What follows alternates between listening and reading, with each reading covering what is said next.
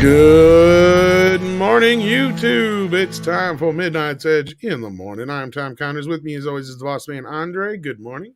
Good morning to you, and greetings, everyone. Hail one, hail all. Hail indeed. And then we also have joining us Culture Casino. How are you? I'm doing pretty well. Yeah, it's been an interesting 3 or 4 days. So I've had lots to talk about. I'm really happy to be here. So I'm doing great. Awesome sauce. Also joining us, the one, the only Script Doctor. How you doing? I'm well. Thanks for having me this morning. Great to see you guys and everyone out there in the chat. Indeed. Welcome everybody in the chat. We're expecting Chris Gore at any time now, but until then, we'll say hello to a few of you kids in the chat here. We got Nick Weiser here. We got Tina Bojan. Olaf Van Ness is here. Natasha's swinging around a wrench. We have Horseradish Power. We have Daniel Hall here. We got Rust in Peace. We got Dr. Dragon. He's not just a dragon, he's a doctor. We also have Stephanie Janisek here. We have Goru Lady, if I'm saying that right. Monster Huntress Rune, 70s rock fans hanging out here. How you doing, Brian? We've got D-Bud Martin. We got Fierce Sundown. Welcome to the show, kids. Sean Carter is here. Professor Galen's here. Dash Attack is here. Good morning, good morning. We got a couple of super chats already, or at least one I see here from Hyper Guyver, who says, so, is he a better Batman than Edward Sparklepants? I think he's referring to Moon Knight. Of course he is. Well, we shall see. It's a little bit early to make that that distinction just yet. Well, for us anyway. But our guest has supposedly seen 4 episodes of Moon Knight, so we'll get a little bit more, like half the series, isn't of it? an idea, Yeah, from Chris when he gets here. So we'll have to ask him a little bit more about that. So yes, we're definitely going to get into Moon Knight.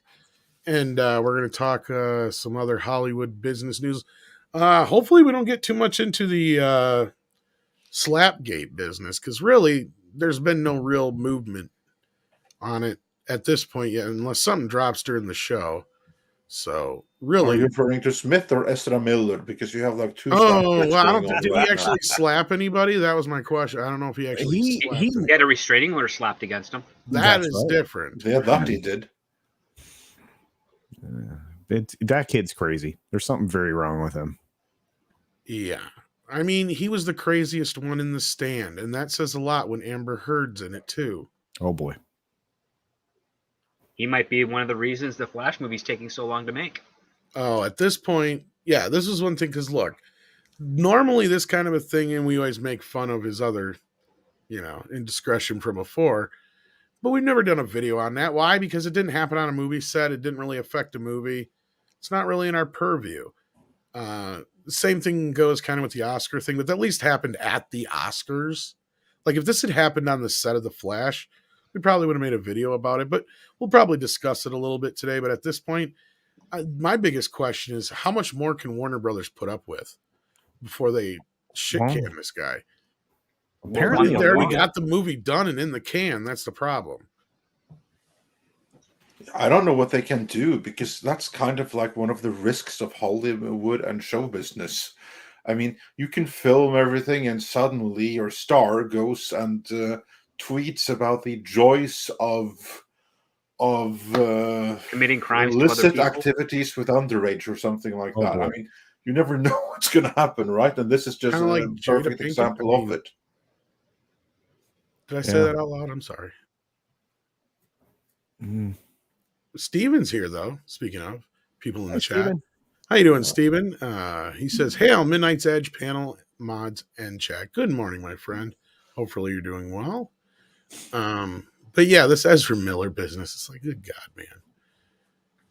Yeah, how much? I'm pretty sure that Warner must be getting a little bit fed up right now, because there's always something with them. And the question is, if it draws the audience, then all is forgiven and all is well. But when it doesn't, when he becomes a liability, and I kind of have a feeling that increasingly he's going to be seen as a liability going forward.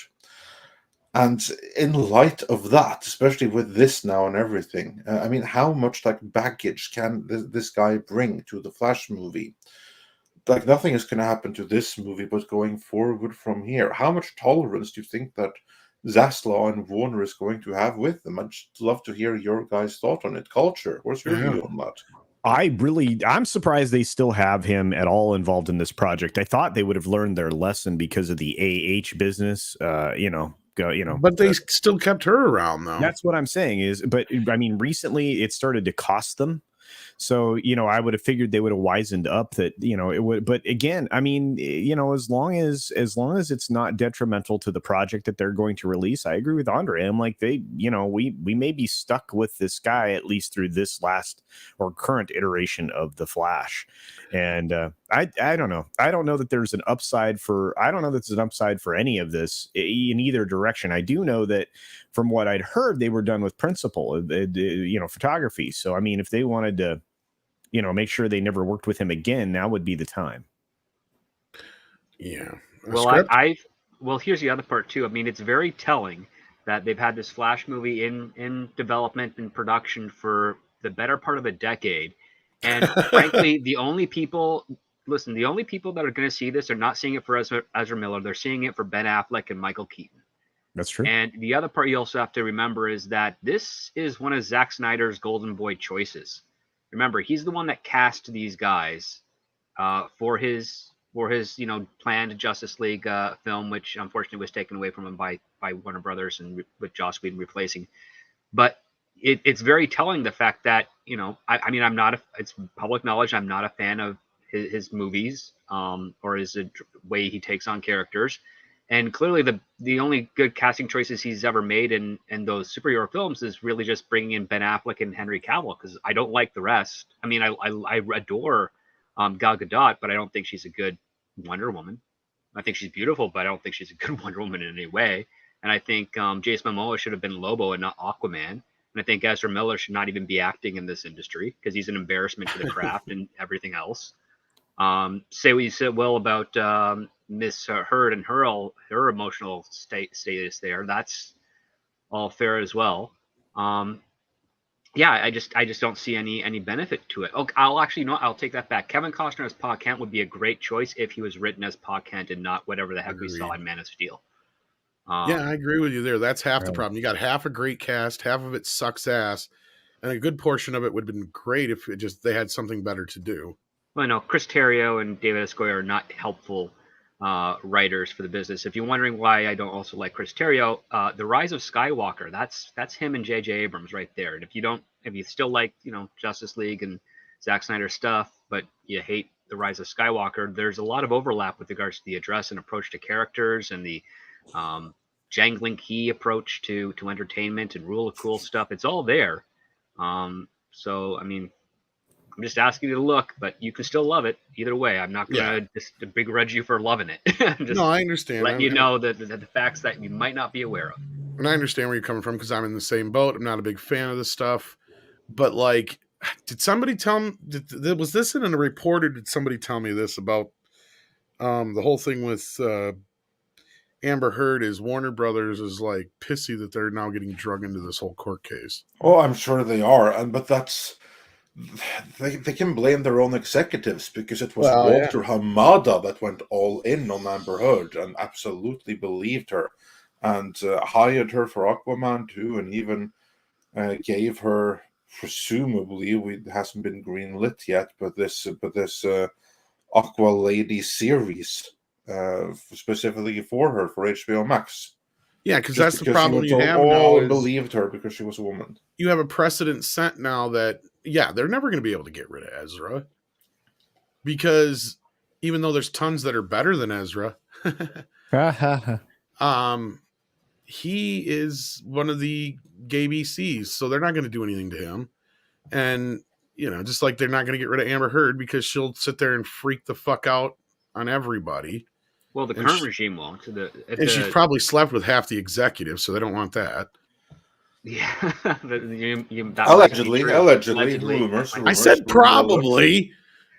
It's entirely possible. I mean, I wouldn't it's not outside the realm of possibility. So yeah. But the thing is, we do have a new regime coming in a few months, and that's going to have some interesting turnover over the next, I would say, year and a half. And I I'm pretty sure that any reviews of the Flash come out, it's not really going to be focused on Ezra Miller as much as it's going to be focused on the legendary cast actors that are going to be in this film. And there's rumors of other people who may or may not have had opportunities to play certain roles that'll be making brief appearances as well. So it's definitely going to try and do a little bit of Spider-Man No Way Home and a little bit of Doctor Strange. I think that's one of the reasons why they push it back, because they want to see how Doctor Strange performs, where they hit, where they missed, and based on what they've shot and what they could probably squeeze in onto a reshoot production or a pickup production, make the adjustments necessary to try and give what they think will be the best movie they can. Yeah. And speaking of the Flash production, Mattuine, I like that. That's cool. Says, most ironic, the Flash movie production is so slow. Yeah. I think you've made that joke before too, Script, that the movie about the fastest guy in the world has the world's slowest production. And yeah, it really does. Contrast that to Sonic the Hedgehog, which is like breezing through. Which, like, coming out in a couple of days. Which is funny because, like, one of the worst reviews said it felt like a rushed sequel. You're not wrong. And here's the other part too. I mean, we have a great metric within the industry to show that if something hits really popular with an audience, they move as fast as they can for another follow-up film, usually. And that's the fact goal, of the matter is that, like, the Flash was announced before the Flash was announced before the release of Dawn of Justice. It was released like in 2014 or something. Because I remember at the time when they announced it, and I think it was 2014. It's been a while, Then the final one that they announced was like Cyborg for 2020. Yeah. Something and like I that, remember that seemed like the distant future at the time. Now, of course, it's 2 years in our past. No, and that's why I remember when they canceled Cyborg, that's when Ray Fisher started having his fits. But no, I think that's funny, and it's ironic you brought up No Way Home, because that movie was a result of Flashpoint, and they still haven't got it out yet. And Spider-Man No Way Home is going to be out on video in a week or two. So that's amazing. So is the Batman actually as well. Yeah, the Batman will be on HBO Max here in not too long. It might just barely cross 700 million worldwide. I don't think it's going to cross much more than that. Yeah, which is not really good over a 5-week period. Yeah, they kind of shot themselves in the foot. To a degree, yeah, absolutely. Yeah, in terms of staying power, it really didn't do all that well. Of course, with very little competition, the HBO Max overall, release is not going to help with that, but still. Well, and right now, I mean, you're seeing like films from other countries doing pretty well, including RRR, which I don't know. Tom, did you get a chance to see that? I didn't get a chance to see that, but our guest, Chris, who should be here shortly, he's going to discuss that a little bit, because he brought to my attention the film in general, and that it had beat the Batman's box office on Thursday night, which is unprecedented, which I think is a first for an Indian film in the U.S. Period. Oh, you mean domestically it beat Batman's box office? Yeah, that's what I heard, or that's what he was telling me. And I mean, it ended up in like the 3rd spot for the weekend, I think. Wow. That's great, because unfortunately it's not in any theaters in my neighborhood. I can't find it showing. It's close, but not close enough to where I could have really done it without. It was about as bad as the Batman. It was going to take me 6 hours to go do it, because it's a 3-hour film. So, back and forth plus the film. Yeah. Yeah, I saw the trailer. It's very Matthew Vaughn meets Zack Snyder. Kind of looked like Tarzan a little bit. Like which Tarzan? Well, just the idea that you had a kid growing up in the wild, and then he comes to civilization and that kind of a thing to it. Well, it's a period piece during the I think the revolt against the British Empire during the occupation of India. Well, probably it's like closer to the Jungle Book then. I mean, probably more like Jungle Book now that you mention that. Yeah. I got that vibe from the trailer, but mix that with like some like over the top 80s action kind of thing. Looks pretty good. Looks very interesting. But the 3-hour running time, I don't know. And plus, I think that always gives me apprehensions. Which I don't mind subtitles, but if I'm going to sit there, to read a movie for 3 hours in the theater, you're asking a lot. Yeah, well, for Indian movies, that's kind of like par for the course. That's what I've heard. That's for most of them, their average is a little bit over 2 hours. I usually have periods where I fight for writing the subtitles or writing some dialogue for dubs and stuff on those films. I like the Bollywood crowd. They're really cool people. The production guys over there. So yeah, that I mean, they are actually a more profitable industry than Hollywood worldwide, just because they don't actually care so much about the U.S. market, and they also screen their stuff to a vaster population than most U.S. films can travel. What in the hell is that icon? That Is is Bill Cosby? Bill Bill Cosby's is face on a Kamala woman's Harris. body. Yeah. I was it's going to Bill- say Camilla Harris. Yeah. Whatever. Yep. It's And stunning and brave Bill Cosby. Yeah. joining us now is our guest this morning, Mr. Chris Gore. How are you? Hey, Andre, script doctor, culture. Hey, Chris. I'm pre-coffee, but I'm here. Morning. Morning, everybody. I overheard you're talking about RRR. Yeah, we got on the subject already, which we're hoping to hear a little bit about from you today. But good morning. Morning. Yeah. We were going to talk about Moon Knight. I don't know if I care. Did you get the 4 episodes? That's you not had? promising. No. 4 episodes and you don't care. I was sent 4 episodes, which I plan to watch this afternoon.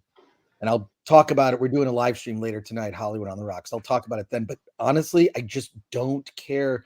I feel so turned off by Disney everything now. The fact that they've leaned into politics in a way that alienates half the audience makes me not, I'm going to talk about their stuff because, some things are just culturally, you kind of have to, like Kenobi. But geez, I just so much about it. And then there was a story that came out today that at their parks, they'll no longer give you the greeting, hello, boys and girls. Did you read that? Yes. They're removing all gendered specific language. That is the stupidest fucking thing I've ever heard. And as a parent with grown children, I mean, I would never, if I had young children, support anything Disney does. I wouldn't have their streaming service. I wouldn't watch any of their films except for their classic movies. And maybe even that I would have to question because there's better stuff out there. I'm disgusted.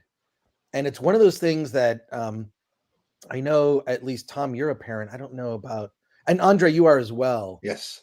Like, it's just one of those things that, like, I don't even have to think. It's like, and I don't have a lot of fears in my life, but the only thing I fear is any harm coming to my children.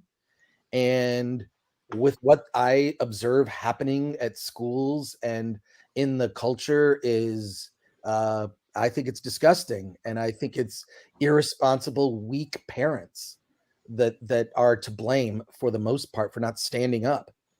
So, I mean, they are starting to stand up, thankfully, but man, I'm it's a one thing you want to awaken a sleeping beast. It's, any harm coming to a child, that parents will rebel. And I don't know. I'm just sort of F Disney, and excuse my language earlier, but I'm pissed off. Yeah, no, actually, that's actually one thing that I wanted to talk about.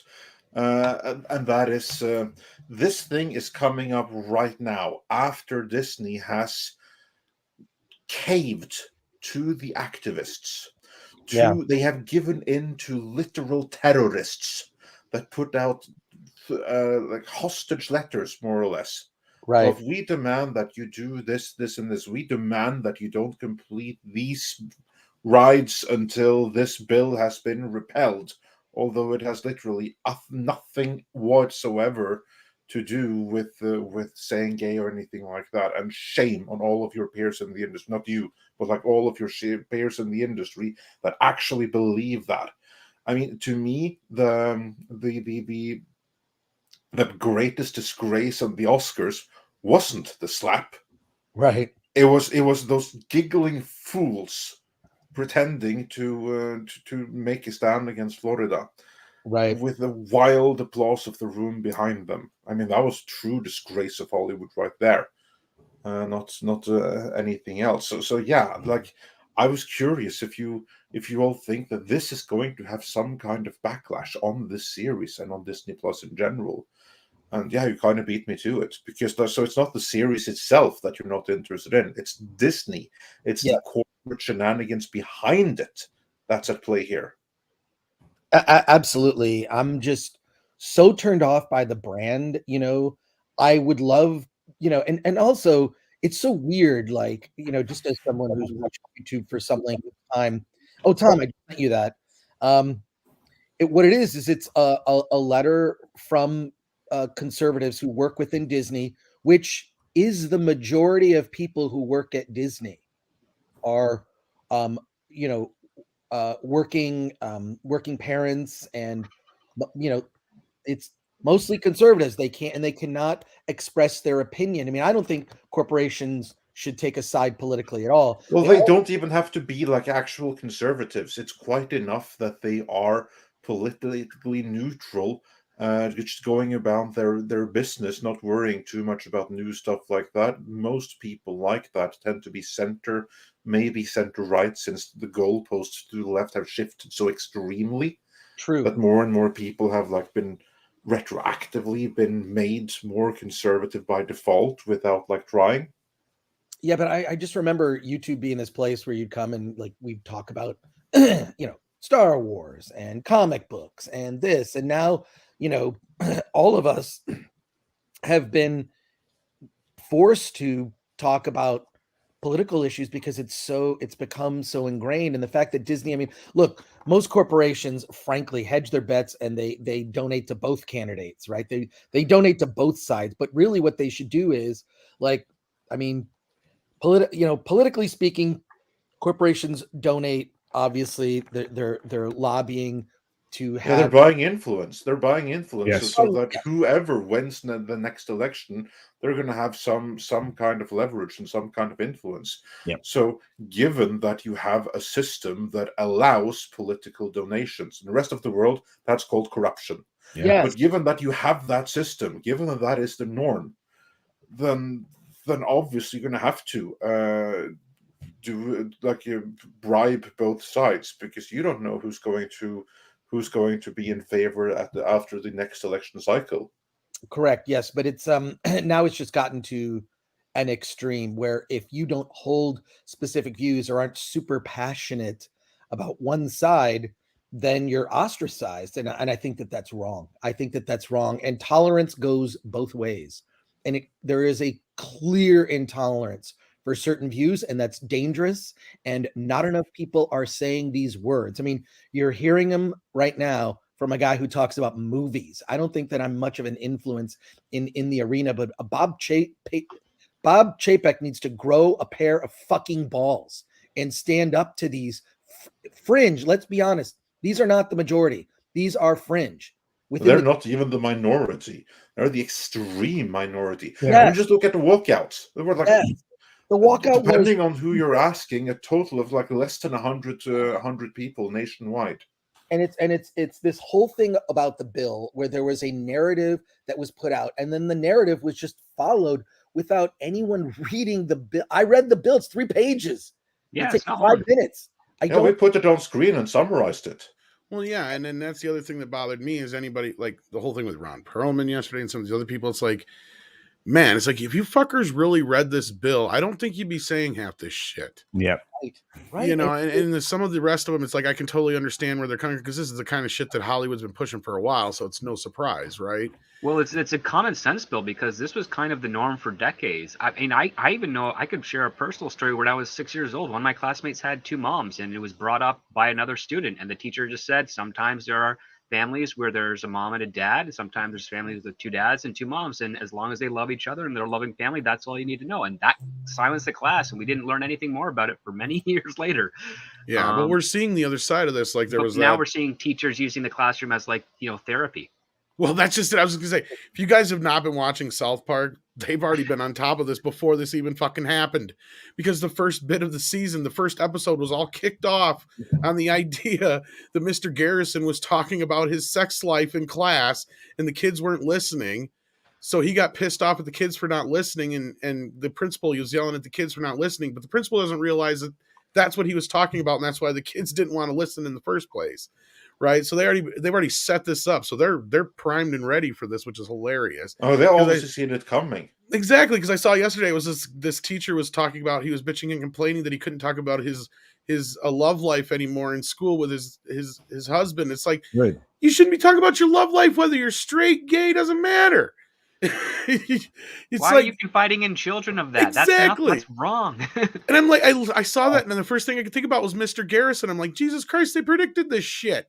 And then they had this Disney executive come out, and she's talking about her children and how they're this, that, and the other, and putting the word children after that.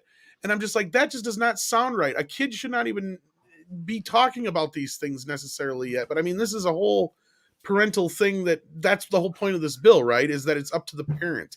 And that's what they're doing, is they're trying to take that control away from the parents. Yep. And that would be my question to a lot of these celebrities who are getting behind this is, what is your problem with parents having control over their children's education? I so wish that someone would like just put a mic into some of those people's faces and explain, okay, here's what it actually says. Are you not ashamed for opposing Exactly. it? What's wrong with you? I mean, Ron Perlman got drugged through the mud yesterday with this on Twitter. You would think they would pay attention, but no, these people aren't. They're not. They think they got the Ron moral high Perlman ground is for some reason. Deranged beyond words. It was a shame because And that lady I was just talking about, she said she wanted over 50% of the characters in Disney movies to be of this other orientation and or whatever. And it's like, you already got X amount, which is way above and beyond the percentage in America as it is. How much more over-representation do you think you fucking need? Like, at this point, that's what we would say in all week, is like this whole thing with this walkout and all this other bullshit. It's like, what the fuck else do you guys expect at this point? You've gotten every goddamn thing you want. And this is the problem with giving the kids, the keys to the kingdom and letting them run the whole fucking show now. Well, I think it comes down to weak parents. It really comes down to weak parents and weak leaders, right? Bob weak and distracted. That's the other part too. Weak and distracted, right? Because parents today of the average age, they, again, like because of inflation, a bunch of other factors, they are more concerned about their work and then their own social lives than they can be about their family. And what they do care about their family, and I believe that many of them do, they're looking for something that's not going to be bringing on as much stress as possible. And I think some of the kids are quite receptive to that, and they keep a little quiet about things that they know might upset their folks. Yeah, I got a really good word that we should use more often, and that's no. No. Say it to your kids when they tell you something stupid, because you know what? You ever have a conversation with a 6-year-old? They're idiots. They don't know anything, and they're stupid. And for you to somehow believe that, believe some stupid thing your 6-year-old tells me you're a moron. And then I'm just being like, no BS here, right? And then for Chapek to so kowtow, when was the last time someone was fired for being a moron? And just like for creating, like, this is just going to create way more division within the company. This article that I sent to you, which I've seen a couple people talk about it, but really hasn't gotten as much exposure. It's a letter that was written by a group of conservatives who work at Disney, talking about the work environment. You may want to go through it. I mean, Andre and Tom, it's your show, but you may want to go through this article. And I didn't mean to derail like what we're talking about. I really no, actually, it's fine. I really want to talk about RRR, but this article, this letter that was put out is just so common sense, so simple, and it's shocking to me how Bob Chapek feels he needs to like that. Shows me he's weak. He's just, now they're issuing demands. This sounds like what happened recently at Netflix, which thankfully that thing sort of disappeared, and they're still doing shows with I mean, they're doing like a live, Netflix in Los Angeles is doing like a live comedy. I think Netflix picked the wrong target. That's why. Right. If they had picked somebody else who wasn't necessarily as popular as Dave Chappelle was, we'd be having a different conversation. Right. But I think you're right. Like in comparison, totally. Chapek showed how weak he was in comparison. Well, yeah, and that's where it comes up, right? Is all Chapek had to do, and I made a video based on this, to be honest with you. All he had to do was ignore them for another week, and all of the power would be resting with him. Because again, I mean, they could have had their little walkout. He could have pointed to the fact that it's this fractional minority. It shamed them into shutting up. And he could have said, look, he's like, the legislative bill that was passed, it says none of these things. All he had to do was come out and tell the truth. Had he done that, just said, look, The bill doesn't say anything like that. People, people who have this perception, or but he's not going to do that, because he's in a position. He's trying to keep his job. He gets 2 years at a time, and even with an ally, quote unquote, an ally, in Susan Arnold, right? He doesn't have broad support there, because the Disney's board is full of activist knuckleheads that were selected by capital investors that are their needs are, or I should say their desires are aligned with power. So anyway, but based on the article that we just had up and the letter that Chris is talking about, it's a hellscape for people to work at, which is why they are losing talent left and right. They're not just firing talent, they're allowing it to walk out the door in favor of people they're never going to be able to get rid of if they continue to live in fear. And these corporations, you're right, these leaders, they live in fear. And there's proof. Yeah, there's proof in the separation too, because quietly, not even quietly anymore, a bunch of people are leaving Disney for Skydance. And why is that culture? Well, first of all, you have probably the best creative director mind that you're ever going to get in John Lasseter over there. He's got broad support by the people who are there at that particular company, and they are basically going to displace Pixar in a matter of years. Beyond that, they also are making other film projects that, again, he's tied to. You end up with a brilliant creative mind like Lasseter, you're going to do very well. I mean, you're right. All you're going to have left over at Disney is all the idiots who tried to get him out. Yeah. And it's going to be bad. I mean, and again, the video that Chris was referring to, and I actually saved for posterity, because I know it's going to disappear from from Twitter. Exposed one of these executives at Disney talking about these things, which to me is equal to child abuse. Labeling your children X, Y, and Z before they have any form of development. Chris said, a 6-year-old is not exactly the brightest, box, right? They don't know what they want from one second of the day to the next. Yeah. I mean, a 6-year-old puts on a dress. That doesn't mean they want to be, I was 6. I wanted to be a fucking dinosaur. Okay, well, maybe they were just reenacting a Milton Berle sketch. Who knows? But that's my point. Or is a Bugs that Bunny cartoon? and this person comes out as a mega ally. I mean, honestly, there are two things happening there. First, she's putting on display her mental illness and the things that she's foisting upon her children, and she's also applying for Bob Chapek's job. And I mean, again, you're going to see more and more people become more and more unhinged trying to get into these positions. And when it comes down to it, corporate politics are now so cutthroat that, anybody's looking for any opportunity. So, and they just all want to outwoke each other. I think. Yeah, pretty much. Cameron has talked about that stuff. Yeah. So Chris, did you watch any of Moon Knight at all, or? You know what? No. I just, like I say, I was so I didn't watch it, and so my apologies on that. So I'll see myself out. But no, we were prepared to at least talk about the first episode, then get an idea from you what the rest of the show is going to be. Yeah, like. You know what? I didn't watch it. I watched a couple of indie movies.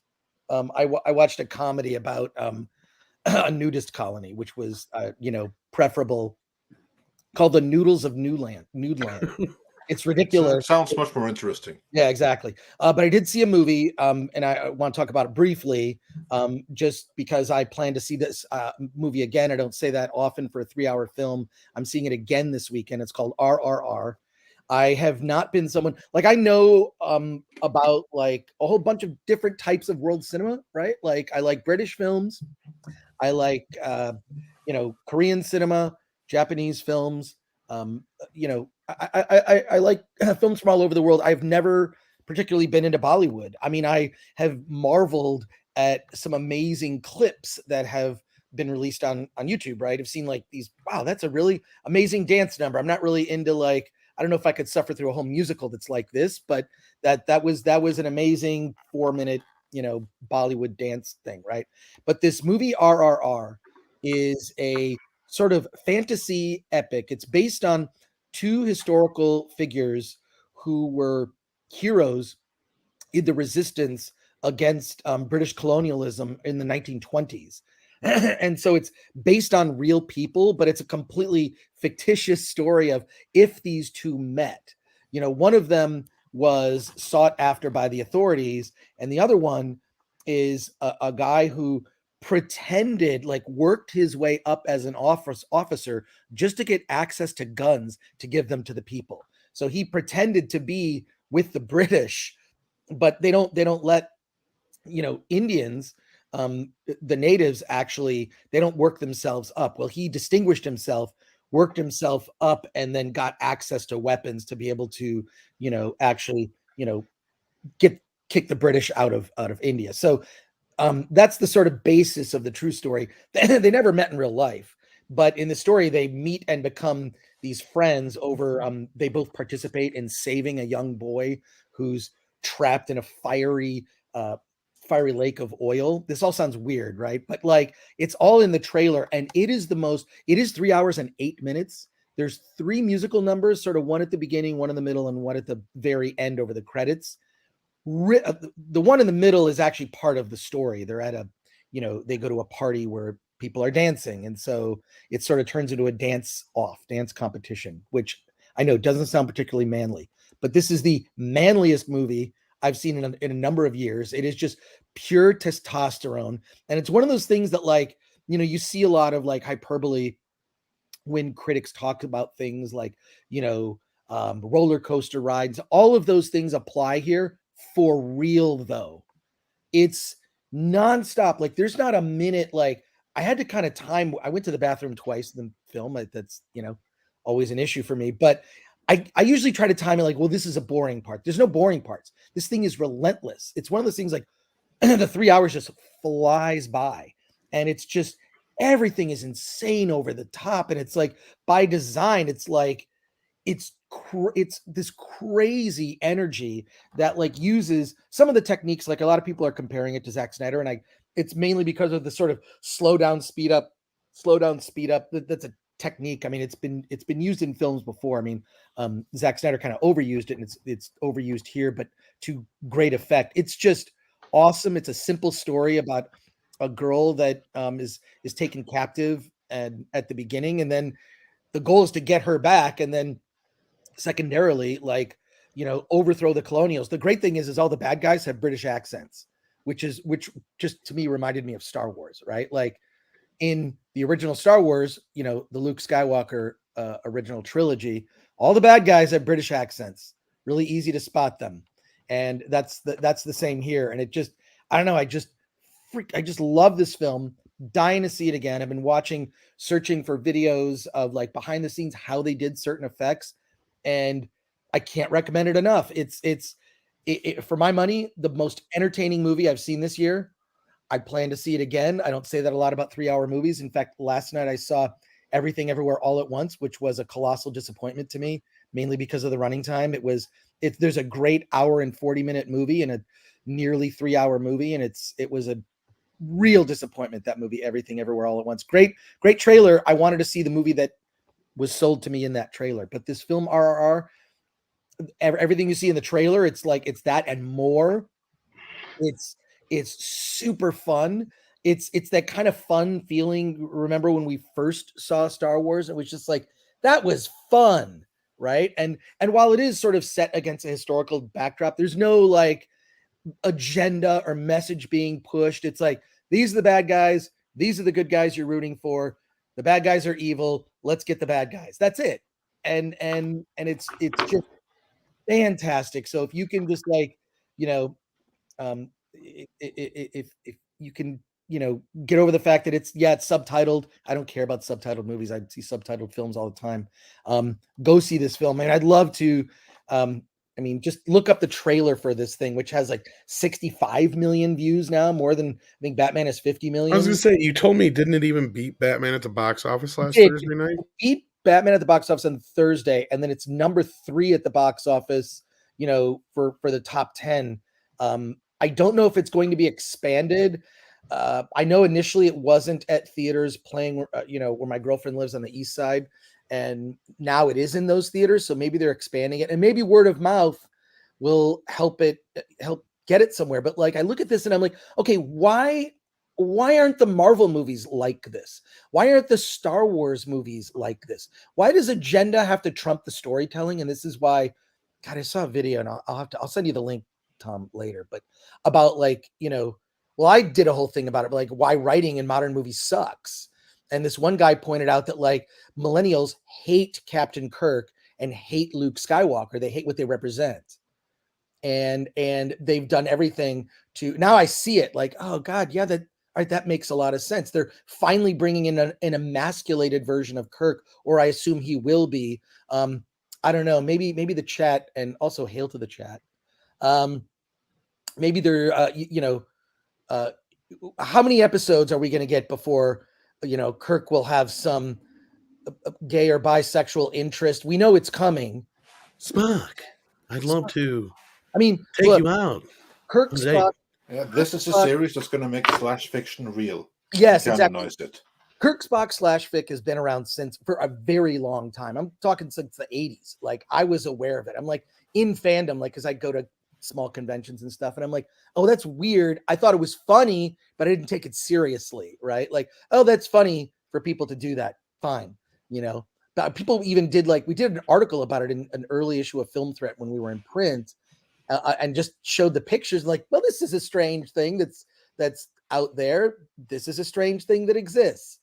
Never thought I'd be faced with, here's a series with a new Captain Kirk where they're going, this is now the third person to portray that role, but it's clearly he's being set up to be a different kind of Captain Kirk, right? And in particular, when you read interviews with the people behind Star Trek, I mean, we know that's going to happen.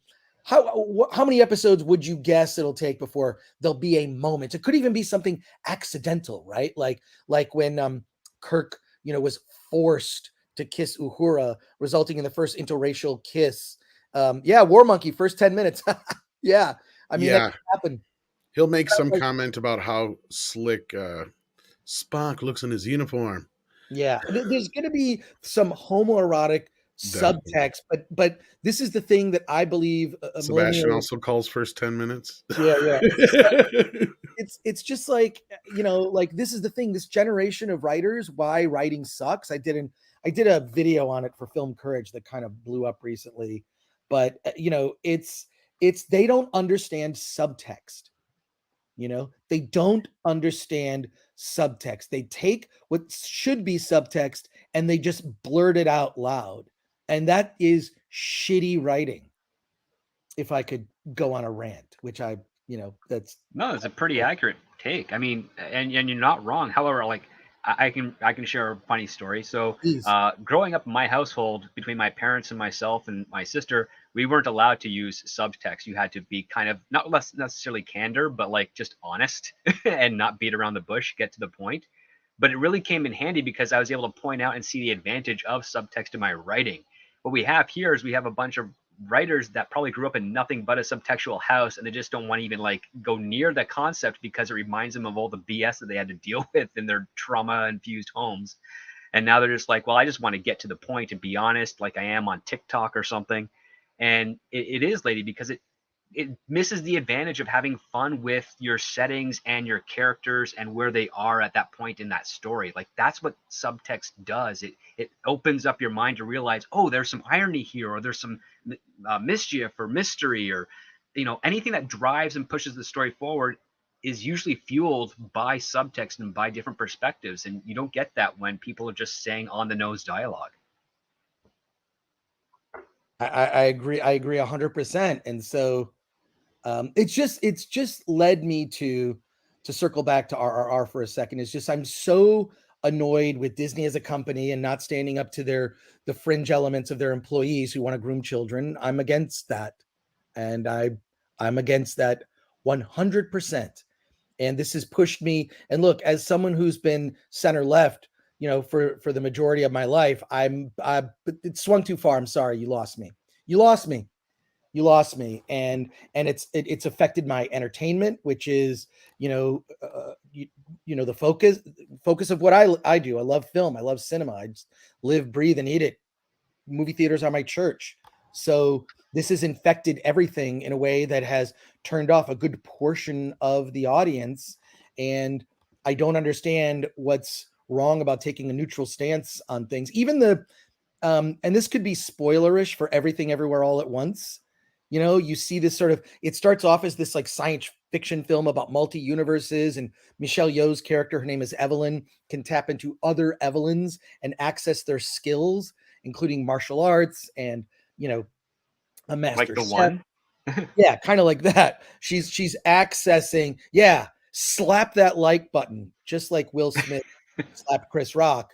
Slap the like button, folks. Come on. Let's get over 1,000 likes here. But yeah, you know, so it starts off with this really cool, like I was there for the first like 40 minutes plus of the movie. I'm in like, holy, this is like a really cool concept. And it's very low tech. The way it's done is like with this camera trickery. And then it turns out that like other people in her life, including her husband and her daughter, can also access other versions of themselves. And there's an evil version trying to destroy the universe. Well, it ends up, the entire story, the subtext of the story is that her daughter has a girlfriend, and when she introduced her daughter's girlfriend to her father, she said this is her friend and not her girlfriend.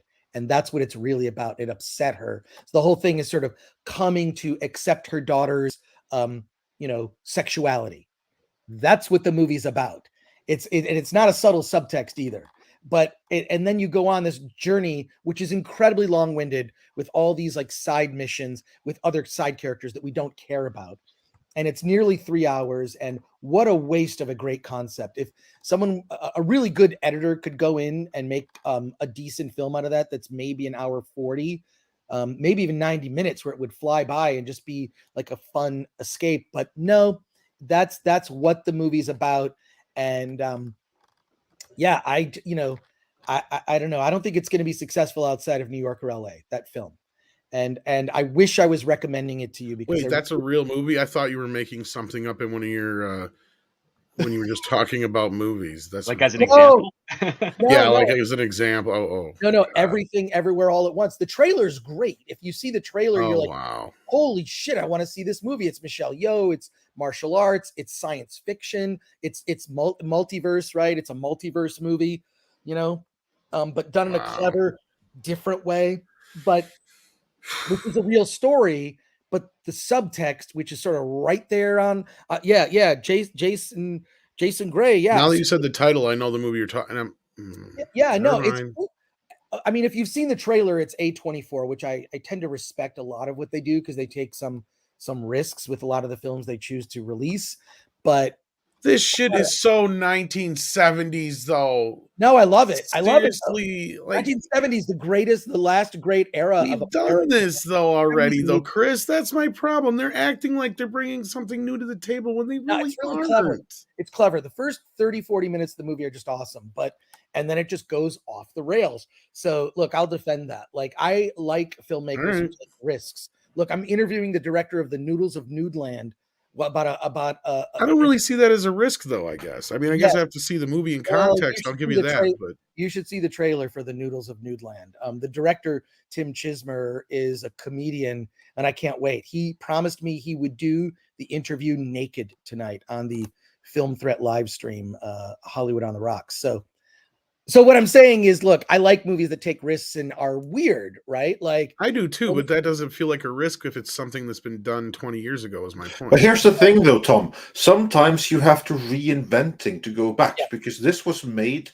Yeah, it's been done before. It hasn't been done 20 years before. It's actually been done the absolute most 50 years before.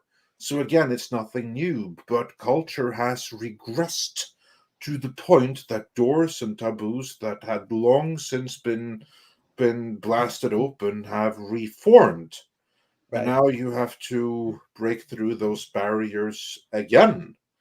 And then this might be just what the doctor ordered. I'm not dumping on 70s films. Like, now you have to do it again for a new generation, not of audiences, but of executives, like people just out of college who got jobs that they're not qualified for in the slightest in the studios because their dads had their jobs there before them.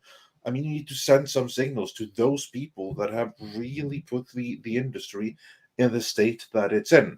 And if that means reinventing the wheel and redoing. I mean, just look at the other side. I mean, they're doing stuff that, like, oh, look at our representation. That's never happened before, except it has before and better, many, many times over. And I'm not dumping on the 70s. I know the chat, some people are misinterpreting it. No, what I'm saying is they're not doing anything new. We've been here. We've done this. We've seen this stuff already.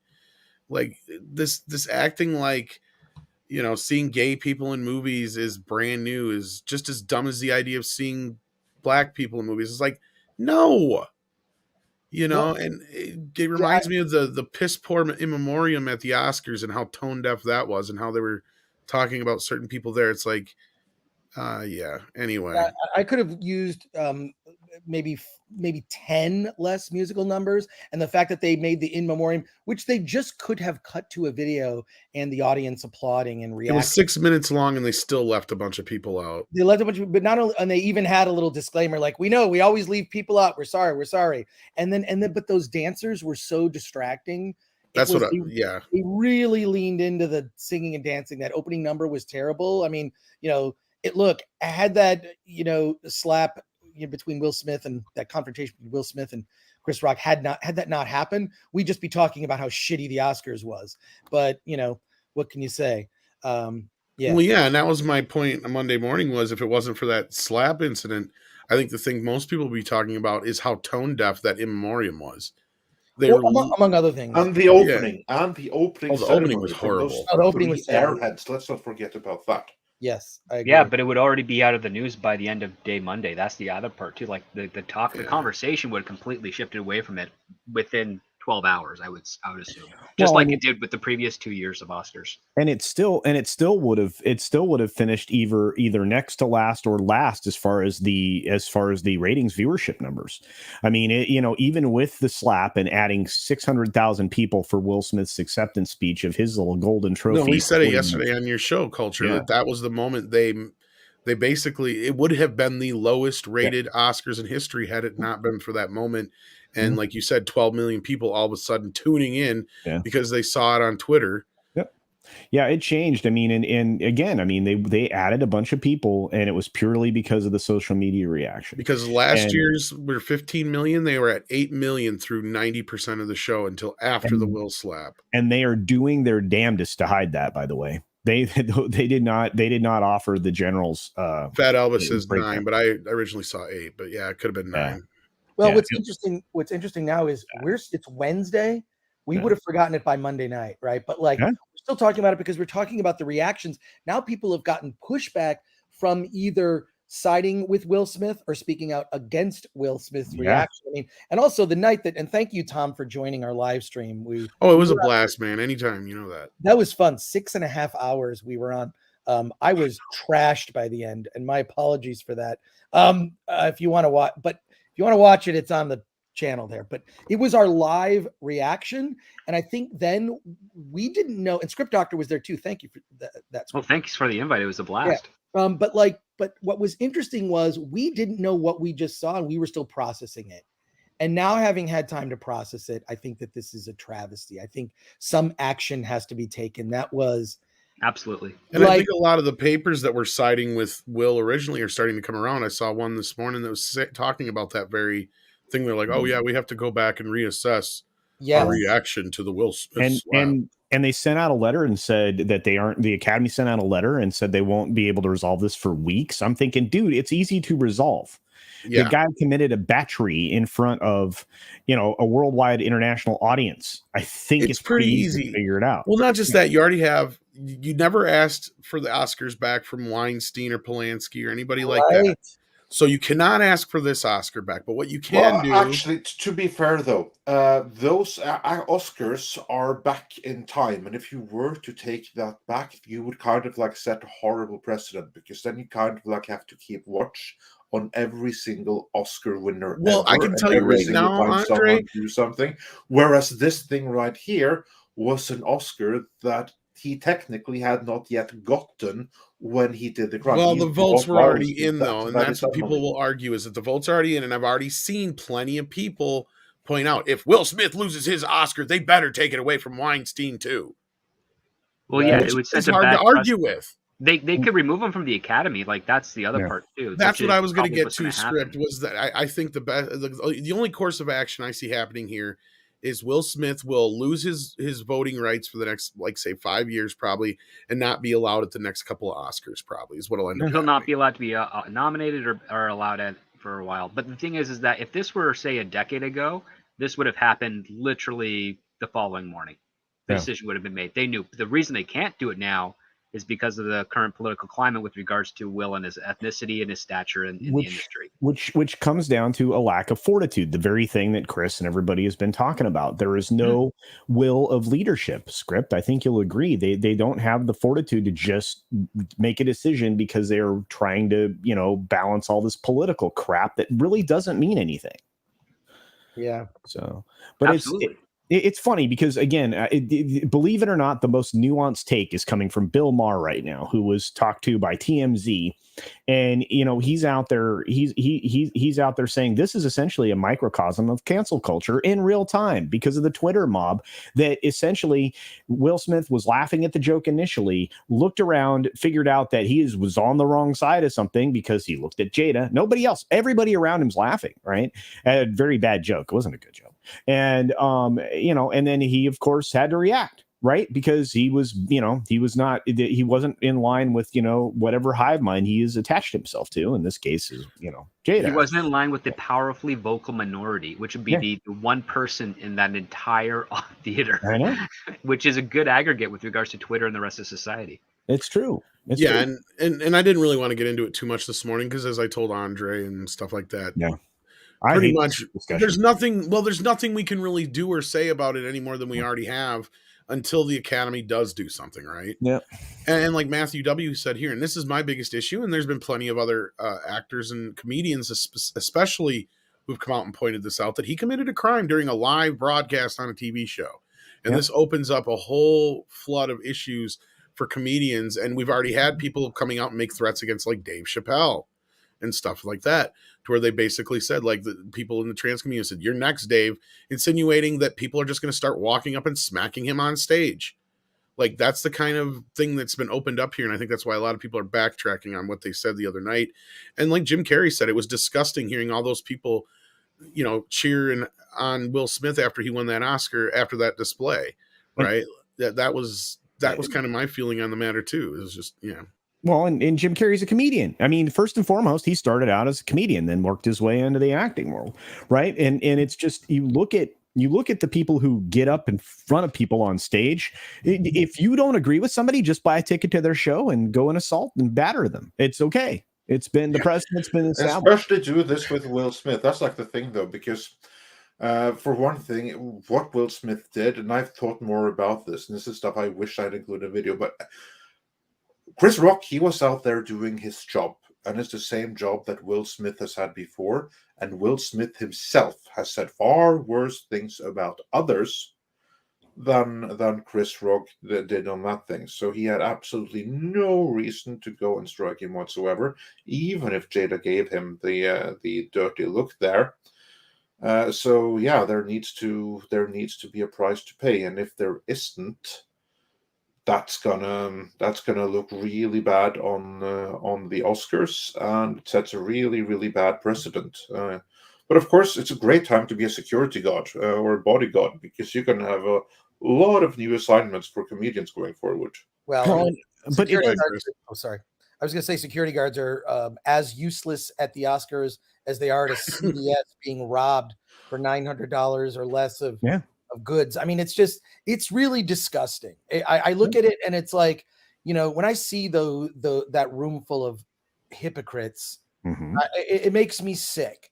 This is why someone like a Harvey Weinstein thrives and succeeds for decades, is because of the people in that room. And that's why that was allowed to happen. And I think when we saw it, Tom, and you were there, and Script Doctor, you joined later, we were talking about it in real time, and we didn't even know if he was hit. We thought, like, because you looked at it, you're like, oh, did he just, like, he took a swing at him as a joke, and was that a joke? Well, my first point, Chris, was that security didn't just swarm the stage. That to me told me it was like a bit. That's the first thing I thought. Then was it a bit? I mean, look, I think clearly, and with all due respect to script doctors. Not a bit. It was not a bit. If it was a bit gone wrong, the Academy would have admitted, look, it was a bit. We're sorry. Because look, how many times, do you remember when James Franco co-hosted the Oscars? He was terrible. Oh, yeah. Sadly. He was terrible. He was high, and he screwed up half the jokes. I mean, it was bad. But like, you know, they do tons of bits that go wrong. This wasn't, you know, the thing that made it real was when we finally got the real audio and we heard what was silenced before, which was Will Smith's reaction and him yelling at Chris Rock. Like, when you heard that, you're like, oh, this is real. This is a man unhinged. This is an extreme narcissist child who's used to getting his way. And when he saw mommy, or his wife is, but yeah. Exactly. When he saw mommy was displeased, he went into protection mode and was over. I can't imagine in his, you know, and this is the public face that Will Smith has shown us. We've finally seen a glimpse into his darker self. And it was frightening. It was really frightening to witness. I don't think we really knew that night because we didn't know the details. And as more details have come out, I mean, it's definitely changed my mind where some price needs to be paid because so much bad behavior these days is not just allowed, but celebrated. I think this is a good moment. I think you're right, Chris. I think this is the kind of moment where we need to show this to a lot of these people out there who think that this kind of reaction to something like that is okay, right? It's not okay. It's exactly. Not okay. Exactly. And that's why I also thought it was a bit because the joke was so benign. It would have been different had he been like, you know, saying something about his wife's infidelity. We all pointed into these things out already. Like, yeah, that made the whole thing felt just so weird to begin with. And the result is exactly what we've said, is that we're all still talking about it. The Oscars are back in the conversation again, for better or for worse. And as the old saying goes, there's no such thing as bad press, right? Wrong. Right. Speaking of press, there's a rumor that a certain actress who's turned to more producing will be advertising a new hair care treatment for a very specific autoimmune disorder in the following summer. Yeah, and from a very specific that has been company controversial. too, one might add. I still look, and you guys can, you know, not agree with me, but I'm telling you, this was an event that I think maybe went the wrong way for the two participants, but I think there was something to it. That this was planned between, I'm not saying it's the Academy. I'm just saying there was too many things that didn't happen that should have, you know, if this would have gone on. First of all, the fact that, you know, Chris Rock just continued on from the point that he was essentially in his monologue or in his introduction or whatnot of the next, you know, thing. I don't buy it. First, I mean, just watching it again, and I've watched it in so many times in slow motion, and I don't want to talk about this anymore. It just, I mean, I'm sorry. I mean, I promise you, somebody gets in my personal space, you know, I'm not going to have my hands behind my back. I'm not going to be leaning forward. Well, I still say, regardless of the situation, Chris handled it the best he could. Oh, yeah. I'm going to give him the benefit of the doubt that it was not planned at this point, unless something else comes up. Although I do understand exactly where Chris and other people are coming from. I can't deny that it's not too coincidental. There's certain things that just don't feel right about the whole thing. But what we do have is a bunch of super chats from people like Emerald Sales, who says, "Nice to meet you, Chris Gore. Evidently, Emerald is new to you, and we're glad that he could be introduced to you." Oh, thanks, Emerald Sales. I appreciate that. And that's a brand new super chat, but we're going to go back to the top of the list here. Thank you for that, Emerald. Matthew W. said at the top of the show, "Fantastic Beast has enough problems already." This is when we were talking about Ezra Miller. Oh boy, yeah. Yeah, so that has him too. I can't believe it. Yeah, that Ezra Miller situation reminds me. It's so similar to me of Robert Downey Jr. when he was having his episode. Remember when he was he basically became the character that he was Zero, right? Yeah. Like in real life, and you know, he really get like up in people's faces though, or get like he was physical? He never got violent, right? He never got violent. Yeah. But he was like doing drugs and very publicly having a meltdown. And I think the final straw was he had broken into someone's house and found him asleep in a bed. But it reminds me of that look, and that this is consistent with Ezra Miller. He's, you know, I mean, look, do they replace him? What do they do? Like, he's not going to be put in front of the media. I saw him I remember when they introduced the Justice League, Zack Snyder introduced the Justice League and did a DC panel at San Diego Comic-Con, and it was great. It was really, if you've ever been in one of those Hall H things, it's like a concert. It's freaking crazy. And they were all there, and Ezra Miller was dressed in a Princess Toadstool like outfit, like, oh God, that's great. Yeah, the difference. RDJ has talent. Yeah, he came dressing all fab as it's like a weird does. Like, why are you doing that? And then he just talked about, well, my goal is to bring down the patriarchy. It's like, your goal is to be an actor and shut up, right? And which just shows how much of a good judge of character Zack Snyder is. Well, I mean, who knows? Ezra Miller was making his way up the ranks, so to speak, in Hollywood, Warner Brothers. Who knows how many of those casting choices were compromised? And by that, I mean forced upon. And we've all heard how Denis Villeneuve was given a mandate by the studio, like, you have to race swap and gender swap some of these characters because there's too many men. Sometimes, you know what? Sometimes a good story, it's all men. Sometimes a good story, it's all women. Sometimes a good story, there are no white people. Who gives a fuck? But like, the fact that freedom is now taken away for from filmmakers, that every cast must be diverse in some form.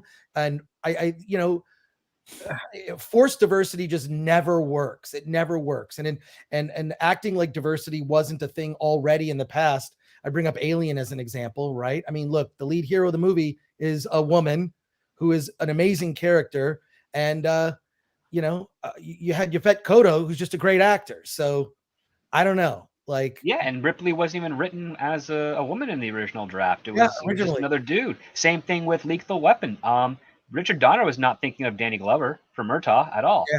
And someone suggested, he's like, you know what? That's a great idea. They have chemistry. They have genuine chemistry. So, that's just back in Alien, they were all written asexually. They were all given names that were specifically asexual, so that they could insert whoever the fuck they wanted. Yeah, I don't know. This whole thing with Ezra Miller, this most recent thing, he's staying at a hostel, and like they had to. I mean, I saw some details about it. Like, well, he had to have went right from the Oscars to Hawaii. I wonder if he ever slept. Who knows? I mean, maybe he's on meth. I have no idea. But that's all I'm saying is, I wish for a day when I didn't know anything about celebrities' personal lives. Back in the, when I first started Film Threat and was covering movies, I made a very conscious effort to did gossip, never did anything about celebrities' personal lives. I don't want to know the personal bedroom details. Thank you. That's part of the reason we wanted to avoid this subject, but Will Smith, like, I don't want to know. I feel horrible knowing, because it taints my looking at like the Jada in movies and Will's in movies. Like, I look at them now and I'm just like, I don't want to know your personal life. I don't even want to know your opinions, Mark Ruffalo. You know what I mean? His opinions, which are clearly ill-informed on a number of issues whenever he's spoken out on social media, and then he gets roasted because he's a moron. I wish for that day. I wish for classy people like Denzel Washington, like who understands that, he has a job to do as an actor, and that's a job. Or people like, I don't know, Morgan Freeman, among others, that have tried to just like keep their personal lives out of the spotlight, keep it focused on the work. Anthony Hopkins, Sidney Poitier, pretty much all the classic guys and girls. Like it used to be, they had dignity, and 9 times out of 10, their agents and managers and handlers were smart enough to know that these people were not very bright a lot of the time. So to keep them out of the situation where they could be shown in that light. A star example there is actually Tom Cruise, because when he publicly went nuts with that whole Scientology thing, that's because he had fired his former publicist and hired his sister instead, who was a crazy gung-ho Scientologist. And the original publicist, she was like, I want to make you a star by only giving you very, very controlled interviews, because if people see too much of you, they're going to see how nuts you really are, and that's going to backfire. We have to prevent that from happening. Well, and unfortunately for him, he stopped listening to other people. He stopped listening, and then he hired his sister, told him, oh, no, we have such a platform. We're going to clear the planet. We are on the what's the Scientology lingo here? Like, we're on the porch of eternity or something like that. And you are the greatest Scientologist ever. And you are such an uptone being. So you're going to preach to the masses and do mass conversions. And that did not work out so well. Yeah. Michael Miller has an. Oh, go ahead, Chris. No, I was just going to say, like, I don't understand that when these, billion-dollar corporations hire actors to do things, the first thing, if I'm paying you, if I'm the head of a studio, give us all your social media passwords. We're not, you can have a burner account and you can creep on social media if you want, but there's too much at stake where you can tank a brand or a film franchise with a tweet. It's like giving a child a loaded weapon. No. Yeah. You're working for my movie studio. All your talent signs with us. Give us your social media passwords. We'll run it for you if you feel like you need a presence. Because I didn't even realize Jada Pinkett. First of all, I keep saying Pinkett because of Mr. Pinkett from I love Will Smith. Well, they're both kind of crazy, and both of them won't. They aren't allowed to work with Eddie Murphy after that first encounter. I think what I'm saying is that I didn't realize she had a Facebook Live show. Why does she need that? Why does she need so ego-fucking-testicle, dude? It's so ridiculous. Think about it. Look at the situation Will Smith is in, right? He's Will fucking Smith. Yet we can tell Jada Pinkett, has him on a leash. Oh, right. Yeah. And again, who the fuck is she? She has never rose above B-level status as far as an actress. Right. The best she's ever done was she was a co-star on the spinoff of The Cosby Show. That's her height of fame here, kids, and she happened to be in the Matrix sequels. No, she was the love interest in The Nutty Professor. That was a huge hit in the That's 90s. about it, though, dude. Like, and she wasn't asked back for the sequel. Exactly. There's a reason for that. Because she was meant to be in the sequel. You're 100% right. Thank you for reminding me of that script. Yes. Yeah. They brought Janet Jackson in instead. Yeah. Once again, I mean, why I think it was possibly was between it Janet? I can't remember who it was. Yeah, Janet came back. Yeah, she was wonderful in that. Yeah. Not a great sequel, but Yeah, the sequel, actually, I like the family bits of the sequel better. But what you were saying, Culture? I was just saying, one of the reasons I still think it's possibly staged is because he's trying to, claim his manhood again after being outed. And again, that's what I posited. He trended the wrong way with the wrong word for all of Monday, basically. Yeah, that's not gonna restore his manhood or making any less cucked or anything like that. No, this destroyed in 8 seconds. Will Smith destroyed his nice guy image. Yeah. That is gone. Which is crazy because given how many years he spent, building this character, and I've seen him at TIFF, and I've seen him I've seen people do some weird stuff around him, and he's always maintained his cool. Right. And the fact that he lost it over that, it just seems so out of character, and it just kind of like. Again, my phone was blowing up, and everybody was like thinking, "Who the heck was that in a Will Smith suit?" Like they just did not believe who that person was. Yeah. Based on how strict he is with his regimen of how he presents himself. Like even if you take a look at some of those Facebook shows with his wife, and she's kind of digging into him, he's really disciplined, and I mean that's why I have my doubts about it. But the other part too is like. Yeah. I don't even know if Chris Rock knew it was going to happen. Part of it, with some of the new information that's coming out, it's like, is this something between Jada and Will that they were planning on because of the 5-year feud that Jada has? It's a one way that Jada has with Chris Rock. Chris Rock has nothing against Jada Smith, but Jada has a lot. Yeah, this stems back to the Oscars of 2016 when he hosted or whatever. Yeah, because I guess he made a joke about her then too. And made a joke about her not being invited and her whole Oscars So White campaign, and just called her out on hypocrisy. Yeah, but Michael Miller thinks that Ezra Miller has to go, even though they share a last name there.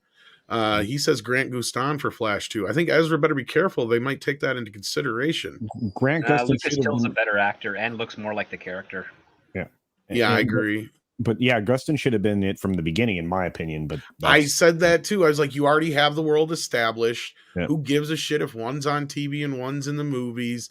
It's a multiverse anyway. Exactly. I mean, so this is a multiverse that's adjacent enough that the that the Flash is identical. Now Problem the solved. first season or two weren't too bad. It was when it started going to we got too many speedsters, and now you got to the point where the star of your show is not even going to be in all the episodes of the next season. No, Did you well, see he that? also He's did a only going to movie be in that like nobody half saw. of them. Yeah. He also did a movie that nobody saw. I mean, again, he's a CW actor. He's got a little bit of a bit part on Glee. No one on Glee, aside from Jane Lynch, had any talent. I mean, come on, let's be honest here. I don't disagree with you there, but I never really watched the show outside of that Rocky Horror one to throw shit No, at the TV. I had a couple of friends that wrote on the show. They said it was the easiest job ever because all they had to do was write 10 pages of dialogue and the rest was filled with music. And I wasn't throwing stuff to participate. I was just pissed at the episode. Oh wow.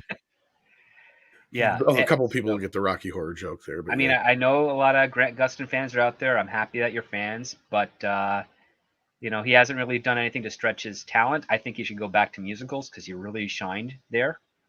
That's my opinion. And I think the point is he'd still get a make a better blonde-haired Flash. kid to play the Flash because the Flash is a blonde kid, and he's never been played by a blonde kid ever. And it's You like got a point. the easiest match to make with regards to a character. It's like, oh look, a blonde superhero. The That's not closest Flash was- Gordon.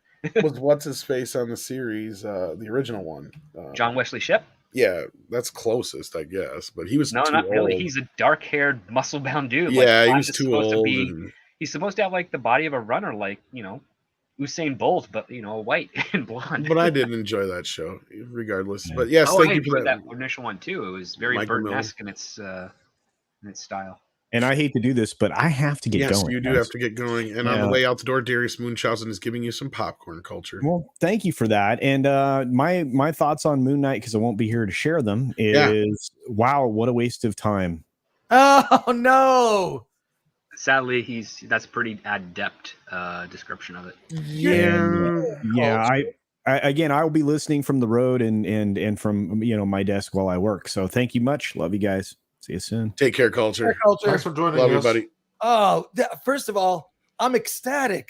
I didn't waste my time watching it. Well, maybe and maybe not. Here's the thing: is I was really hoping you had, just so I could find out if it was worth sticking with it. Because we'll get into that.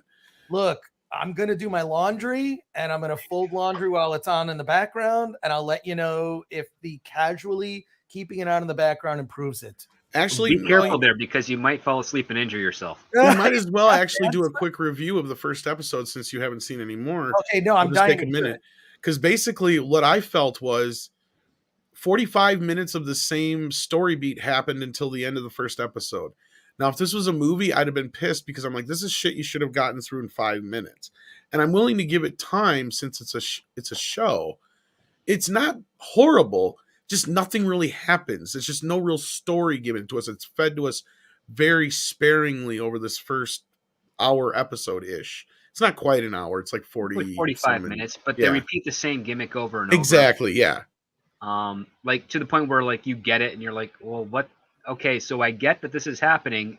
Now you have to start giving us a little bit more as to why is this happening, and we don't get that why until we don't even get the why. We get a semblance of it within the last 45 seconds of that of the pilot episode.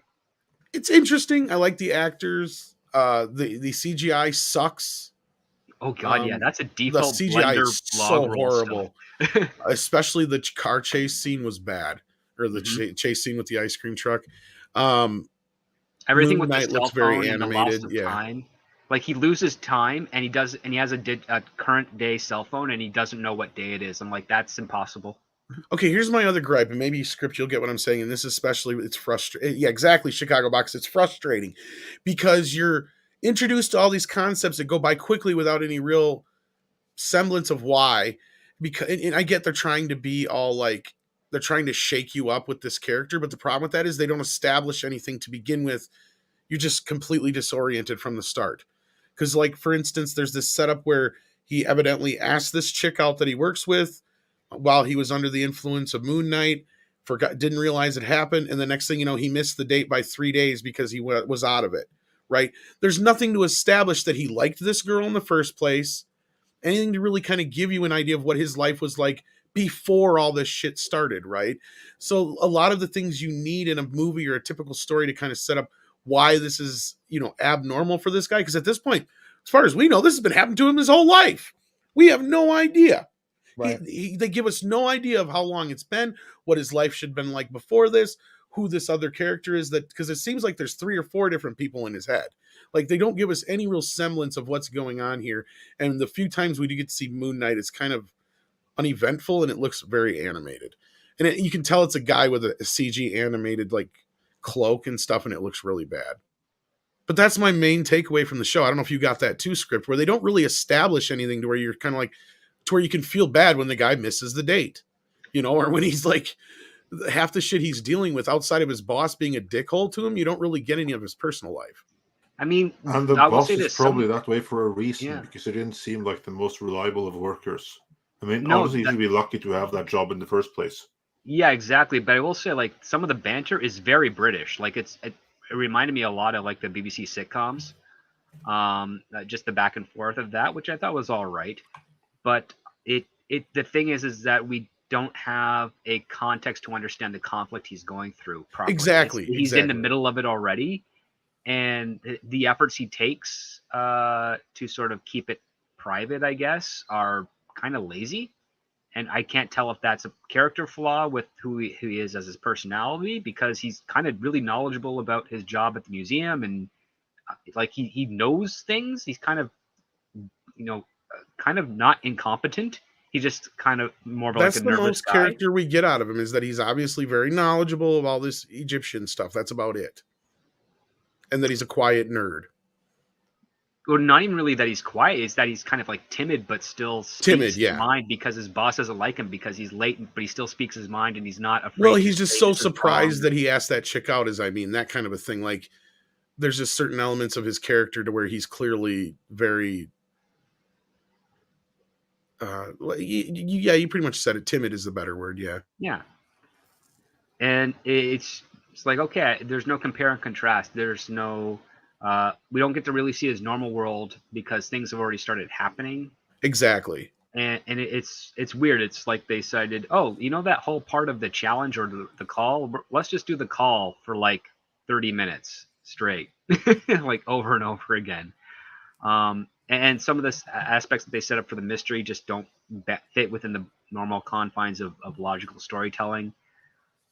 There's one shot in the show that I actually really liked, which is off the reflection of a puddle after he pours his heart out to this living statue. That was probably the best scene in the show. Yeah. Yeah. And I was like, there, you just set up everything I needed. Now let's go to the next point. And it was like, nope, we're going to hang on to that same point for a little bit longer. And then that was probably my biggest complaint. Yeah. Yeah. Outside of the other stuff. Because it had so many good elements to it. Oscar Isaac's decent actor, all that kind of business. I thought Hawk's opening was really weak, like the whole shot glass and the sandals thing, but like when he gets into the town of the Alps, I thought that was kind of interesting. I was like, oh, okay. Yeah, his little bit to like the whole like getting to where he could figure out who he was and stuff like that. That was kind of clever, but like, yeah, there's some moments to it. I want to continue watching it, but I was kind of curious. I was hoping you would have saw it, Chris, to kind of tell us if it kind of picks up or not, because there isn't any overly woke elements in it or anything like that. It doesn't have a lot of the staples we've gotten so far out of the Disney MCU shows up to this point. At least I didn't feel like it did. Did you, Andre? I mean, what was your... No, I didn't notice anything of that at all so far in it. I see what you're saying about how repetitive it was, that you spent like all of the first episode going through something that, if it were a movie, could have been done in 5 minutes at the most. Right. And I do see that criticism. At the same time, there's 6 episodes here, so I want to reserve a little bit more to see how much time is wasted. Because if this turns out to be like WandaVision and Captain America and the Winter Soldier and Loki, that is, you could easily have told this story as a 2-hour movie. So really, what you're having here is a 2-hour movie plus a shit ton of padding. If that is what it turns out that Moon Knight is by the end of the 6th episode, then yeah, you will be 100% right. But I'm hoping that they're going somewhere with this. That when looking back at all the 6 episodes in unison, that pacing wise, it's going to be fine the way that they did it. But they've already spent 1/6 of the series, and That's my issue right there, Andre. Yeah. It would be different if this was a 20 episode, 15 episode show. I know that it's a limited show. Like, that's what the same problem I had with all the other MCU shows to this point. Pretty much. That's the irony of it. Like, when it comes to the films, their story economy is actually really tight, but for the television shows, it's like it's non-existent. Right. Can I just real quick? I'm so happy to hear you say all this because I feel like I can't waste my time on another Disney Plus show. I really like. I'm happy to hear this. My prediction is that it's not going to be any better. And my other prediction is there'll be some woke elements it'll be some subplot that's just sort of overtly said, got to make sure that got to shoehorn that agenda in there for some, because that's everything now, right? Like, but I also think with the development of some of this stuff, what if they worked on a story for Moon Knight and at the end of working on it determined this is a movie. Maybe we should just make a 2-hour movie, or maybe this is a 4-episode series. I feel like what's happening is they're given a mandate of you must do a 6-episode thing because we need to feed the content beast. And, this is what we've been budgeted for. And here's your deadline and go make the thing. And then it ends up being with what this first episode turns out to be, which sounds like shite. So, But what do 6 episodes do with it when it comes to a streaming service? And I'll give you like 2 guesses. Yeah. I mean, it gives you like, okay, I'm going to watch it for 6 weeks. So it gives you, 2 months of subscriptions. 2 months of subscription. So it's like trial period. And then I paid, right? So now I'm subscribed. Yes. So and you're not wrong on that respect, Chris. Like, a lot of these shows have felt like basically 2-hour scripts stretched out into 6 hours. Padded. You're not wrong there. But I will say this, like, whether you get into the show or not is, nothing to me. It doesn't, no skin off my back. But I will say, like, this is one of the better shows so far. Like, it is interesting. Like, I want to know what the hell's going on, right? This is the best first episode of any it's Disney, working in that respect. Disney Plus Marvel show so far. I give it that. Like, so pacing wise, they could have done more, but still, this is the best opener of a Marvel. And it hasn't Disney Plus relied show on by any a long shot. And it hasn't relied on any of this whole, like, here's this character, here's that character. It hasn't tied anything into the MCU whatsoever yet. It's very independent of it so far. Yes. Yeah. So I like that aspect of it. That is one other plus. Like, it's not hung up on, remember this, kids, or reminding us that the Avengers are in this world. Like, they don't even bring any of that shit up. None of it. So that I'm kind of happy about too, because it kind of feels like it's its own thing so far. I'm sure eventually it will cross over, but my point is that has been one of their crutches to this point. Yeah, I just like I say, I'm soured on the entire Disney brand altogether and don't care. So, no, totally understand that and totally respect it. Yeah, I'd you know what? I'm gonna go down a rabbit hole of watching Indian cinema and Bollywood movies. There you go. Dude, you're gonna love some of the stuff that's out there. If this is just any indication, but what I'm shocked about is just like the fandom around this movie is insane. Like, there are videos of people like watching the trailer or just like screaming in movie theaters that are at least as enthusiastic as, the end game moment with, Captain America grabbing Thor's hammer. It's just like that level of enthusiasm in movie theaters. And this movie opened back in October 2021 originally. So, and somehow led to like, let's see if people in the United States will see this. And it is like heroic and it just has like very simple values and just like things that are very relatable. I mean, that's what made something like, because I always have to mention Star Wars, back to the original Star Wars, such an international hit. And I really, really question whether the content that Disney's putting out will be a hit internationally. It's no surprise and no secret that, that poster for Black Panther, I mean, how ridiculous are the Star Wars posters diminishing John Boyega for international audiences, or at least for the China market. It's just, it's comical. It's funny. It's hypocritical. It's ridiculous. Oh, by the way, did you see the tweet that Frank Oz posted about the Oscars? Yeah, I loved it. Yes. Unbelievable. Like, this is great. Yeah, this is embarrassing. It's you know, I'm sorry, I just saw the tweet. I was like, oh, Oh, good, you just saw it? Yeah, we talked about it the other day. It was yeah. He's crazy. been on fire lately. He actually liked one of my tweets not too long ago. Oh, that's great. I was That's kind of great. starstruck. I'm like, You oh know, my god, I don't know. it's Fozzie Bear. It's Yeah. Yoda.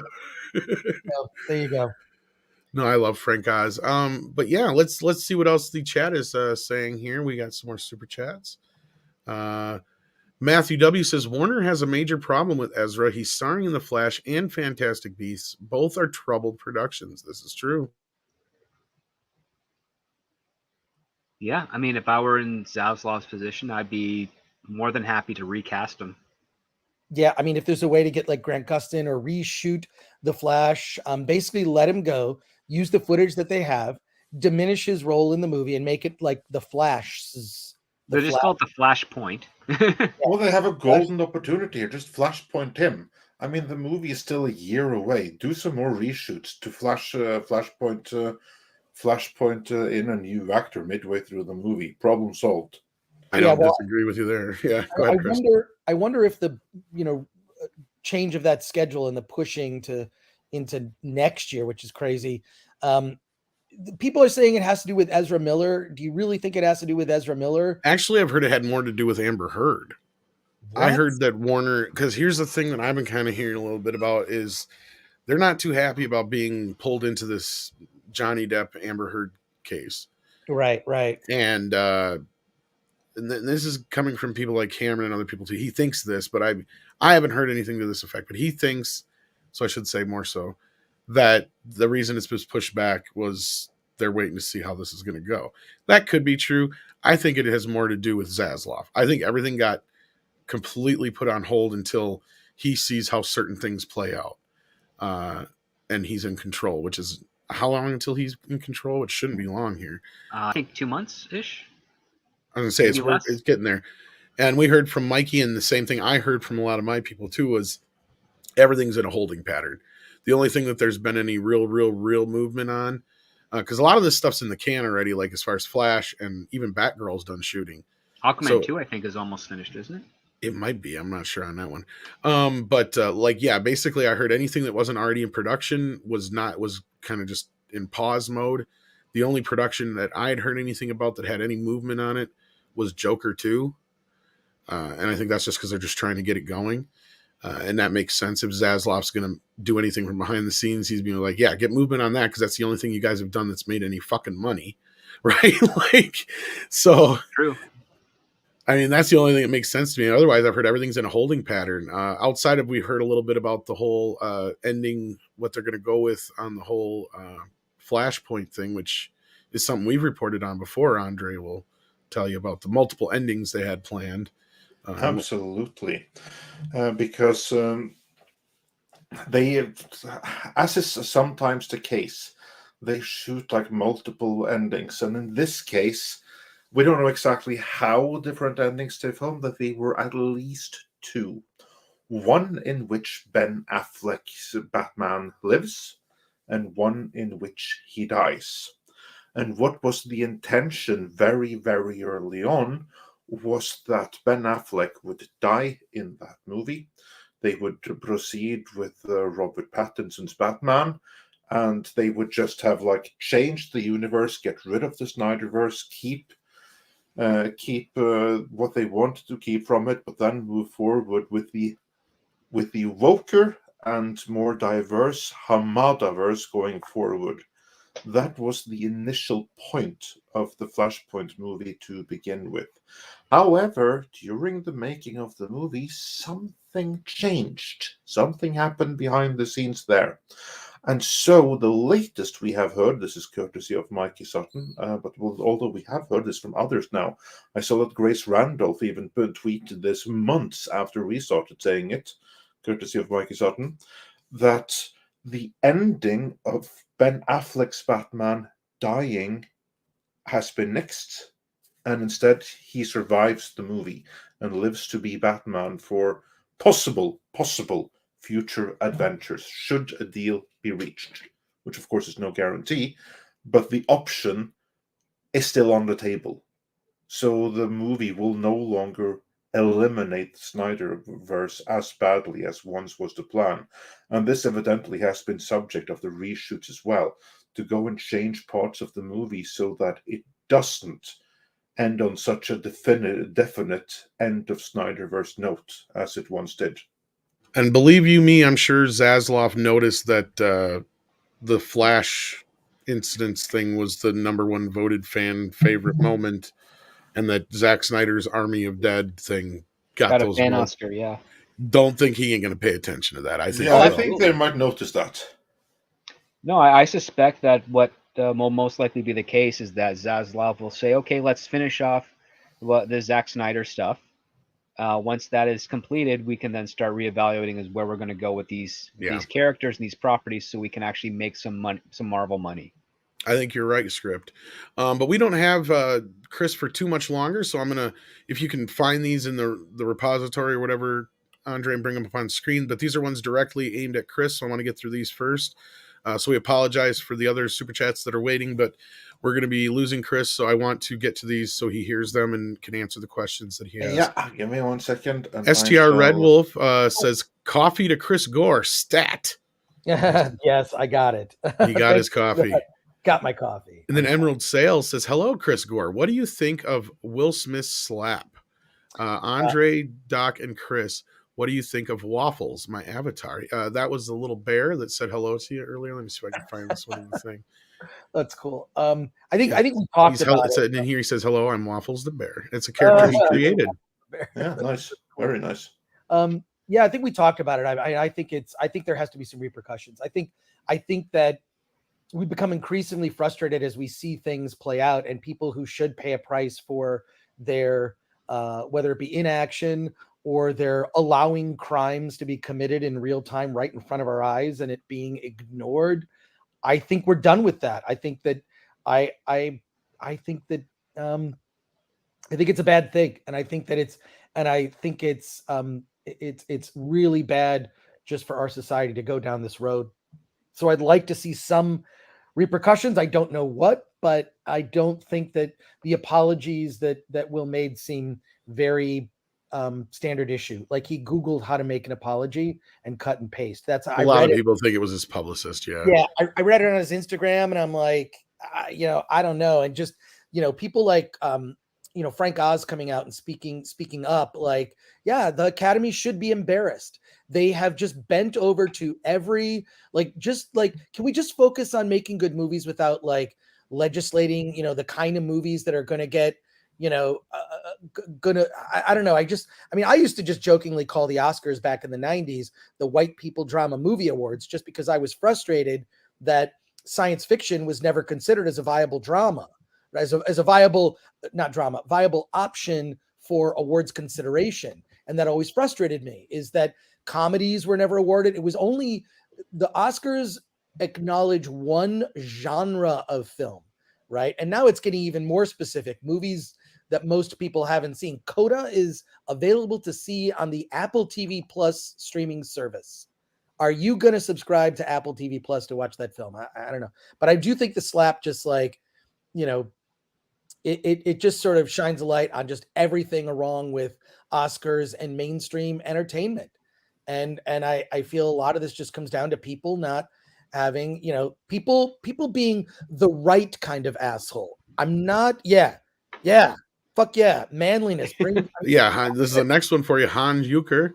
Hans Eucher says, Chris Gore, the manliest movie critic in years. Well, I look, I like all types of films, but I like, I don't like this trend of diminishing men in movies. It's very, I was at the theater and saw the Alex Garland. It's a horror film, little horror film from A24 called it's a really creepy movie, and then the title comes up and it's Men is the name of the movie, and the audience laughed. It was ridiculous.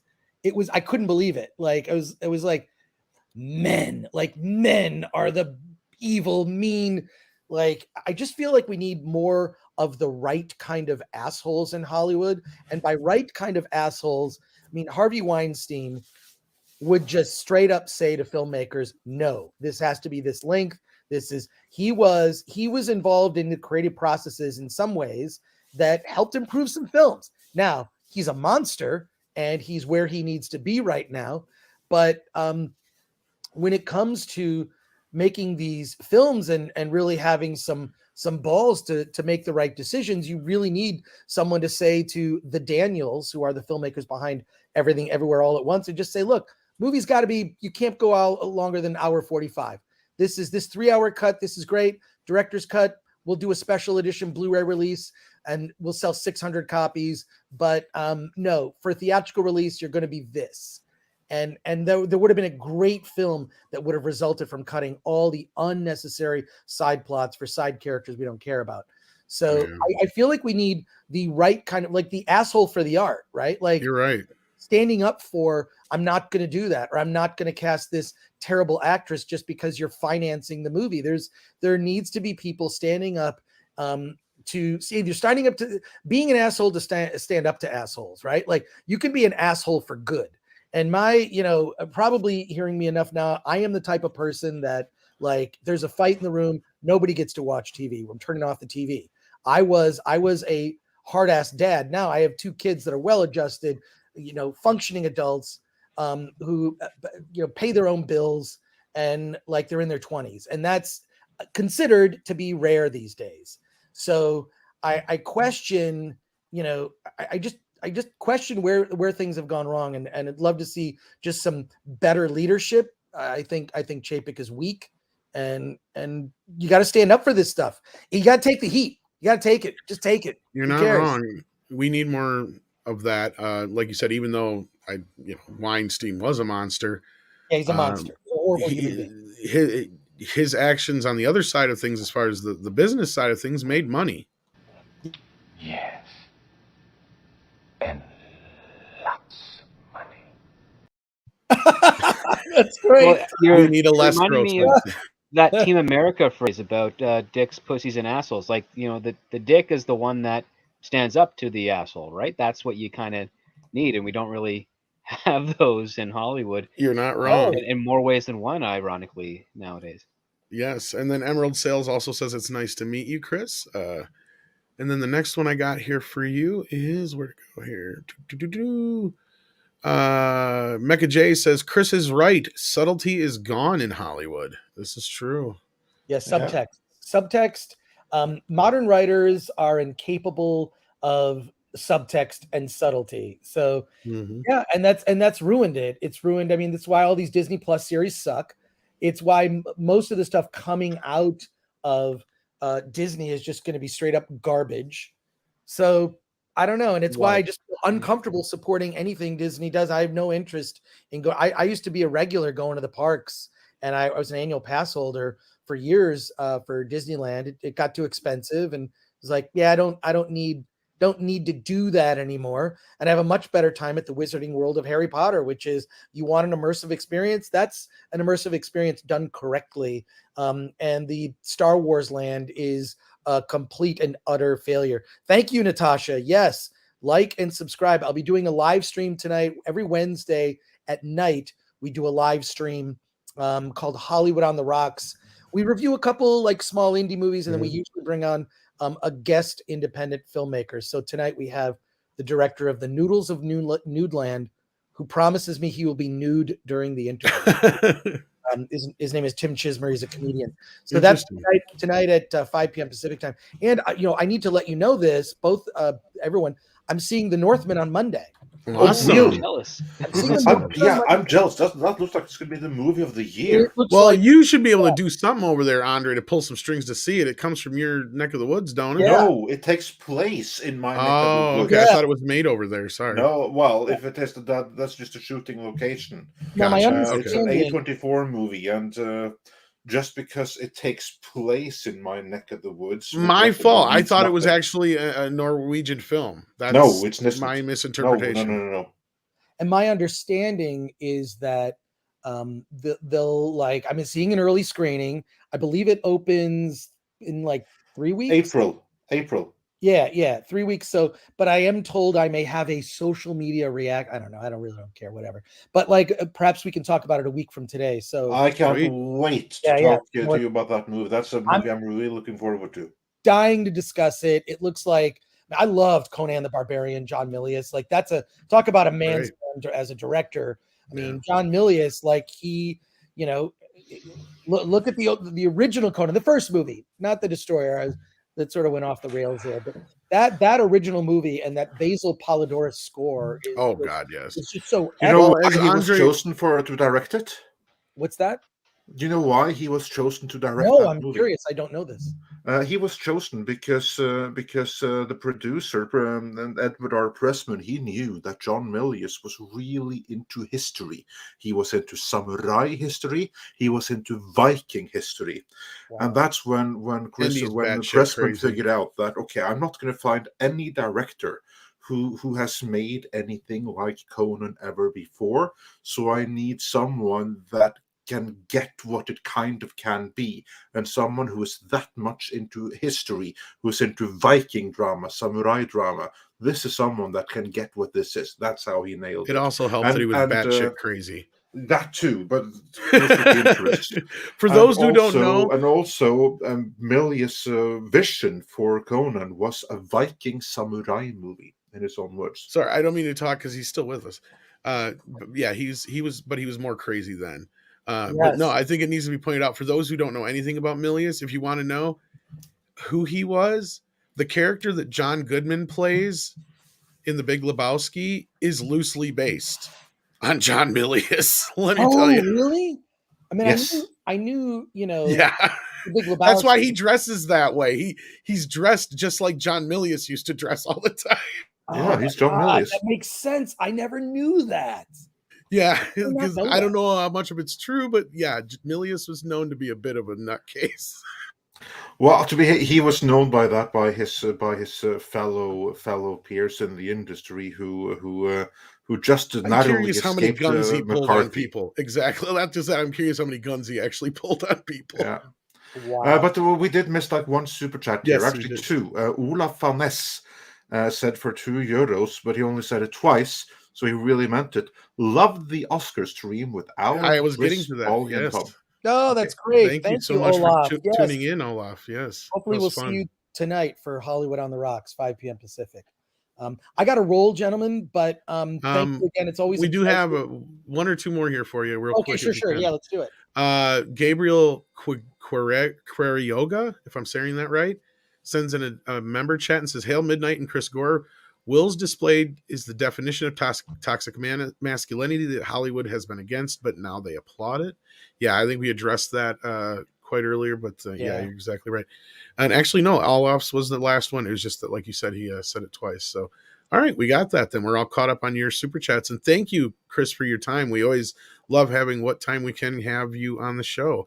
Other than that, did you want to comment on the latest news about Bruce Willis on your way out the door? Because that's going to be what is the news? The next big topic. Well, it appears that Bruce Willis is stepping away from acting after he has been diagnosed with aphasia.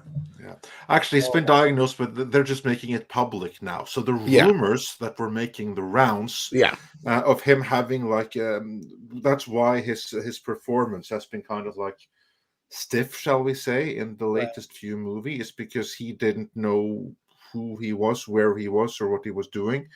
He was just reading out the lines that were fed to him through a headpiece. And no, it had nothing to do with him losing part of his hearing during Die Hard. He was really fed his lines into like an earpiece, and that's why his performances haven't been quite all that.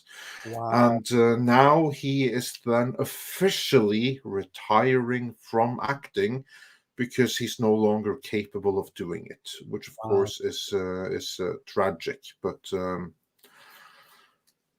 that's how it is. So now is when they go public with the diagnosis. Probably it happened some time ago. Yeah. And you know what? Also, this is sad because he would have starred in G.I. Jane 2. he would have been in that. Ooh. To bring it full circle, look, I'm no. That was comedian. good though. I can't. There That you was go. better. That was a better use of the joke than Chris Rock, Chris. I guess. But thank you, gentlemen. And thank you, Andre, Tom, Script, and Script. Thank you for coming on our Anytime, our Oscar brother. live cast. That was nuts. You helped It me. was survive. nuts. Thank you so much for Crazy. that. Thank you. And I have to go back and watch that live cast. Of course, I was sleeping at the time. Otherwise, I would have been there too. what's fun is watch it in time with the Oscars, because we talk for about an hour before, and then we start watching the Oscars. So at 1 hour in, you could actually watch it with sort of like a live commentary. But next week I'll have seen the Northman, and I'm very looking forward to discussing that. Can't and wait. I am so pleased to find out that I did not waste my time on another Disney Plus series. I am overjoyed. So thank you for taking the hit for me, and take care. I'll be back. Hey, Jason Gray, hail to you, and hail to the chat. I thank you so much. I'll be back next week. See you soon. Sounds good. Take care, sir. Take care. Thank you. Later. But don't go anywhere, guys. We got some more super chats to get through, and we're gonna discuss this a little bit. It's kind of sad to hear this, and sadly, it makes a lot more sense. Hopefully, he hasn't been taken advantage of with this whole situation in the last few years. But if you take a look he at shouldn't his have been acting in the first place. Yeah, that's what I'm thinking. Take a look at his production. Someone has taken advantage of him, and I hope it's not his family. I hope. I don't hope. I just don't like the idea that, this is very unfortunate for him. Yeah, and you guys both know exactly where I'm coming from. So yeah, absolutely. Because obviously something has happened, because this is coming out now. Now is when he literally is no longer capable of doing what he's doing. But you can tell from his performances for years that it all makes sense now.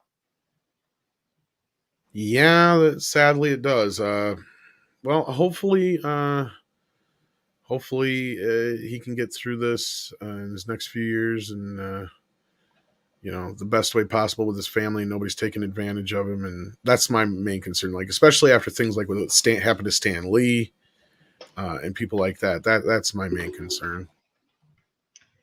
Yeah, again, one of the most historical ones would be Ronald Reagan in his later years.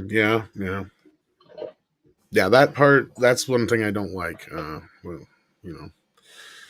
you have to worry about that when you have people like this who are successful, and they don't have people to protect them usually, unfortunately. But let's see what you guys are saying, because I know you guys brought this up in the chat as well. But Dash Attack says, screw Moon Knight and the Lady Strangler. Shadow the Hedgehog is confirmed for Sonic's end credit tease. The immortal bioengineered ultimate life form beat Metal Sonic. Take that, Metal. Oh, so there you go, kids.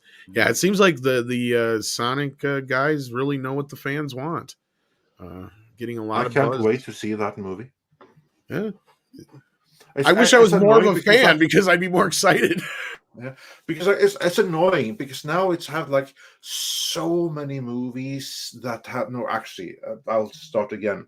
We have now had such a long period with so few movies, so sparsely populated, and now this Friday 3 movies that I want to see come out all at the same day, and that's on top of Moon Knight and Vikings Valhalla. That's a problem we haven't had in a couple of years. Sorry, Andre, you were saying.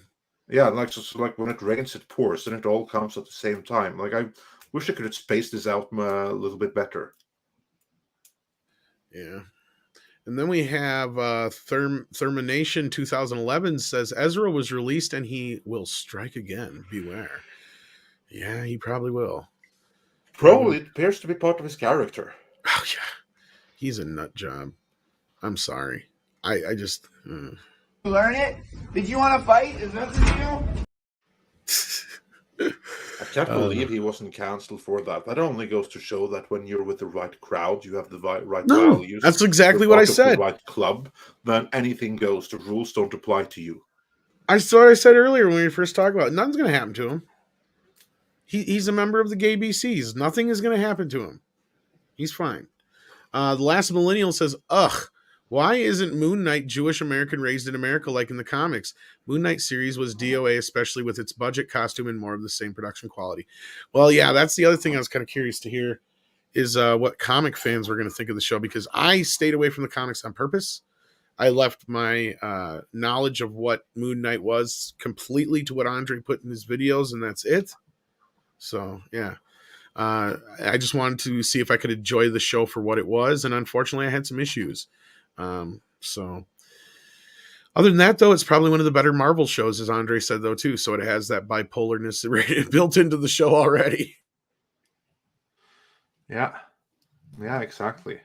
And like all other things, it appears that it has taken some liberties from the comics. So yeah, and then we'll just see as the series progresses. And yeah, the original Moon Knight was Jewish American, and maybe Oscar Isaac plays him as Jewish American. They don't really in specify. London. Yeah, they don't. Because here's the thing. So one of them is at least. Yeah, because it was made reference to, why are you talking so weird? Because this is not like Spectre that we've seen so far. We haven't really heard much about him. Or we did kind of see him. I didn't quite catch his accent, but he could still be in principle be Jewish American, I guess. That's what I'm saying. There's obviously because the actor isn't. Exactly. There's obviously a third player in this, like when he's talking to himself in the mirror, because that's not Moon Knight, because that's not the other voice he keeps hearing, right? Yeah, there's three of them at least. That's what I'm trying to figure out. There's Spectre, and then there's the idiot who've been seen. The moron's back, or the idiot's back. Yeah, that was kind of funny. That stuff kind of made me chuckle. That was cool. Like, oh, here he is again. Yeah, you'd think these two other dominant personalities would just basically bury the moron. Well, I think that's what the moron is a result of. Is it's trying to cope with the other two. And that's what I'm saying to Andre, and what I think, going back to this last Millennials chat here, is that the character we see of his version where he doesn't have the accent in the mirror is the real person. This other persona that he's taken on is just his body trying to react to the other shit, is what we're going to hear and learn. Probably. I think. And that's probably why they're being so disorienting with it, and I understand that, but you got to give us you got to give me something for it in the first episode, though. You can't drag me along here through several episodes, because this is, regardless if this is only a 6-episode run of shows, it's still technically a pilot episode, and you have to get me in. And this is why I've been saying for a while now, their biggest mistake, even though it doesn't work with their, keeping people on for 2 months, as you were pointing out, script, which obviously is the reason why they do this. They should be dropping 2 episodes of the first 2 episodes of these shows every time, or at least make the first episode like a 90-minute episode or something, right? To where you can kind of get us into this world, and then it's okay. I don't mind waiting a week to see what's going to happen next, because at this point it just didn't really give me enough to pull me in, because I don't really understand enough of what I was watching yet. I mean, the only reason I know kind of what's going on is just because I have this cursory knowledge of Moon Knight. I can imagine somebody who's completely unaware of what this character is lost as fuck, right? Like they're going to tune out of this. They're going to be like, this makes no sense. Yeah, like this is the intro of the Truman Show to like lamps start falling. Exactly, down, stuff like that. With Truman Show had way better pacing. It did, yes, and that's my point. Is like, but again, that was a sub 2-hour movie, so it had to have better pacing. Whereas I don't really know how the pacing in this one is going to work out until we have all the 6 episodes. But based on what you're saying, and I don't disagree, I'm just like slightly giving it the benefit of the doubt. Right. But I do worry that 6 episodes in, we're all going to be saying, like we said about the others, that this really is a 2-hour movie with a shit ton of padding. Yeah, probably. I feel you're right, because I mean, we were talking about it before the show, and I think Script and I would agree, like a lot of this stuff we kept seeing the redundancy of in the first 40 minutes of this episode, you would have easily gotten done in 5-10 minutes in a 2-hour movie. You wouldn't drag it out like this. No, or at least you would build it to something. Right, exactly. You got to give us a reason. Because like I said in my tweet, I was like, hopefully all this stuff that we're kind of being fed, slowly does pay off later on, because otherwise I feel like I got a whole lot of nothing out of this first episode, basically. I felt to me like the writer and director were having a lot of fun with the blacking out stuff. to the point where it's like, okay, you're jumping in and out too quickly on that part. I would rather have like a blackout, and then later he's at home and he comes to and he's like washing blood off his hands. And I'm like, okay, cool. That shows us that someone has taken over and gotten him out of Dodge, and that builds up a mystery more. But in this one, I'm going to say spoilers a little bit. He blacks out for like what 4 or 5 minutes, and then comes to, and everyone around him is like beaten up. And it's like, and then he blacks out again, and now he's driving a car. It's just very. It's very sporadic. It's unnecessarily sporadic. Well, and you don't have a route. That's my problem. That's what I was saying before, is to be able to get more out of this. Like the whole scene where he's like, obviously he jumped out of a fucking window, spoiler, and he landed on the ground and dislocated his jaw and all that shit. And he looks up and he's waving at the guy, and then the other guy comes out with the gun. Like that would be funnier if we kind of already knew a little bit more about him, because they give us very minimal in the intro about who he is, what he's doing for a job. Like I said, even that girl bit where he supposedly has this date with the girl that he misses, like that would mean more if we had a little bit more root in the character. There was we needed at least 5 minutes to establish where he's at a little bit more, maybe, because then it would have been funnier to understand that, you know, his jumping in and out, like, and then the next thing you know, I think he jumps to Egypt or whatever in that one part too, and he's like, how the fuck did I get here? You know, no, he went to the Swiss Alps, I believe. Was it Swiss Alps? Okay, I couldn't. That's the other problem, is they don't really kind of give you a good idea of where you're at. They don't.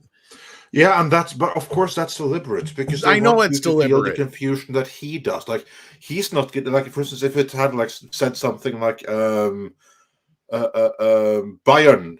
Austria, like if it had done that, then we as the audience wouldn't. Well, they needed to give me some more, because I didn't even know where the fuck they were at. I was actually fine with that. The problem, I think that was good, because we're supposed to feel his confusion. We're supposed to say like, okay, this isn't England, this is some other country altogether. See, I couldn't tell that right away until, like, obviously I saw what's his face's character, right? Because I unfortunately have not been many places, so. To me, you could show me a town in Italy, and I'd be like, I don't unless I could see a sign, I wouldn't be able to tell if that's a town in Italy, or if it's a town in fucking England, or if it's a town in Ireland. I don't know, because I've never fucking been anywhere, right? Like, that's a problem for me. Like, that's a me problem. I can accept that, so I'll let that one slide. Yeah, but for all we know, that's a him problem too, which only like adds to his confusion. So I think that was the 100% right choice to do, to not say anything. He just like pops up, and then he's like, where the hell am I now? See, that part I agree with. The thing that I have trouble is because they did the in and out parts for that entire sequence. When he returned home and he thought it was a dream, I wasn't able to be as convinced as he was, because too much was happening in that previous sequence for me to even buy into the fact that there could be any doubt. Because the idea is you want to play with the doubt, so that when you do finally, you know, come to that revelation, you're like, oh wow, it's not just him kind of being a crazy person, and going through, like, you know, maybe he has some sort of mental disease with regards to his memory. He is actually like a multiple personality thing, and he's getting glimpses of another personality dominating his life in his off hours. But we kind of got telegraphed that way too early, and it just I have to disagree a little bit with that. I actually thought what they did there was good, because you know what that communicated to me? This has happened many times before. There has been many times before when he's had like this wild, vivid dream. So he's like, oh, thank God, it was just another dream. It's all good. I'm here in my apartment. That's what I got from that scene. Oh no, like and the other two, they have also like before, like, oh shit, here's the idiots again. See, I would have bought into it more if I didn't see the car chase. Like, that's the one thing that kind of, like, everything that happened during that car chase sequence just made me go, okay, I'm not able to buy the fact that he can't consider this to be a vivid dream. Yeah, I was not clear on that either. So, like, I mean, right up into the point where, like, if he blacked out in that town square and then he woke up, I totally would have been on board with the dream. But because we got the in and outs, I was like, nope, okay, sorry, you just kind of showed your cars before the best possible time to show them. Again, only because this is the first instance we're seeing of it, and it's in such a grandiose fashion. If they did spend, say, the first act where we get one little glimpse of him being where he's not supposed to be, and then all of a sudden he comes back and he's like in his apartment and he wakes up, I would be like, okay, I can probably sell this a little bit more. He has vivid dreams, and because they're so vivid and lucid, he still feels exhausted afterwards and whatnot. But we didn't get that establishment, so it didn't land for me. But the fact that it landed for you, I'm kind of envious, because I would have loved to have had that emotional response and mystery watching this. Yeah. Oh, it only goes to show there's divisive, but but to me, the only issue, and it's a potential issue, is face. So did Michael, do you guys like anything? I love Peacemaker. I was going to say, we actually, Yeah. this is a valid question, and it does seem like we hate on Absolutely. everything, but we do love plenty of things. Unfortunately, when it comes to YouTube, you may not have seen those videos or those discussions because they don't necessarily get the most views. Yeah, no, here's like the thing. Whenever we do a video or a live stream where we say, whoa, this was amazing, you know what happens? It gets buried. It has like a couple of thousand views. You never see it. Whereas the ones where we tear something apart, and rightfully so, I might add, when we do, that gets the views and everything. So But that's it's a fair called question. a file drawer problem. But it's a fair question. Like, for instance, me, if you caught me in live streams, I can't praise Peacemaker enough. And I know some people give me hell about it, but I think it was brilliant. Same Even thing if with it had me and John Cobra Kai. Virginia. Oh Yeah, yeah, exactly, like Cobra Kai. Peacemaker, Orville. Yeah. We loved the Suicide Squad for the most part. Yeah. Heck, Yeah. I really liked, and I shouldn't have. I liked the Hooch series on Disney Plus. I like it. Yeah. I just no one saw it. Speaking of, I didn't mind the Mighty Ducks series all that bad, but then they tossed that idea out the window once they let and Emilio Reacher, walk. I really enjoyed, and I think Andre's gonna love it too, because it's Yeah, I very, can't wait to see it. I just have to Conan get Orville. I just have to finish Vikings Valhalla first. I'm like Very good. Ghostbusters, we episodes all into pretty much it. liked Ghostbusters unanimously. Yeah, Oh, that's a yeah. good one. Life was great. Yep. Yeah. So yeah, there's stuff out there once in a while, but no, I And we're totally so understand excited for the question. Northman. Yeah, But at the same it's great time- to aggregate, because it's like, yeah, there's clearly way more bad than good, and the bad is on the bigger budget side of things, as opposed to back in the day when the bad would kind of be the more medium and low budget tier stuff. So yeah, the frequency is kind of inverted in this generation right now.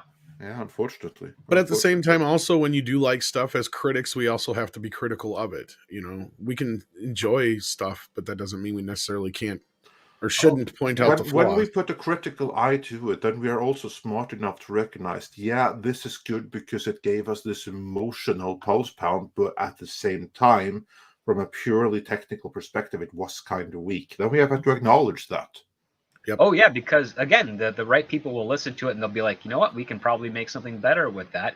And then sometimes you just get an out of hit nowhere like Fat Man, like Mel Gibson as Santa Claus was unexpectedly good. A movie we all also love. I was gonna say, we yeah, can't that's another praise one we enough. did enjoy. Yeah. And speaking of movies we praise tonight, kids, I have a special announcement. We are doing. It's going to be me, Valiant Renegade, and Tom Conkle so far. And who knows else is going to show up. We're going to talk about the 50th anniversary of The Godfather. So there you go. Something we love.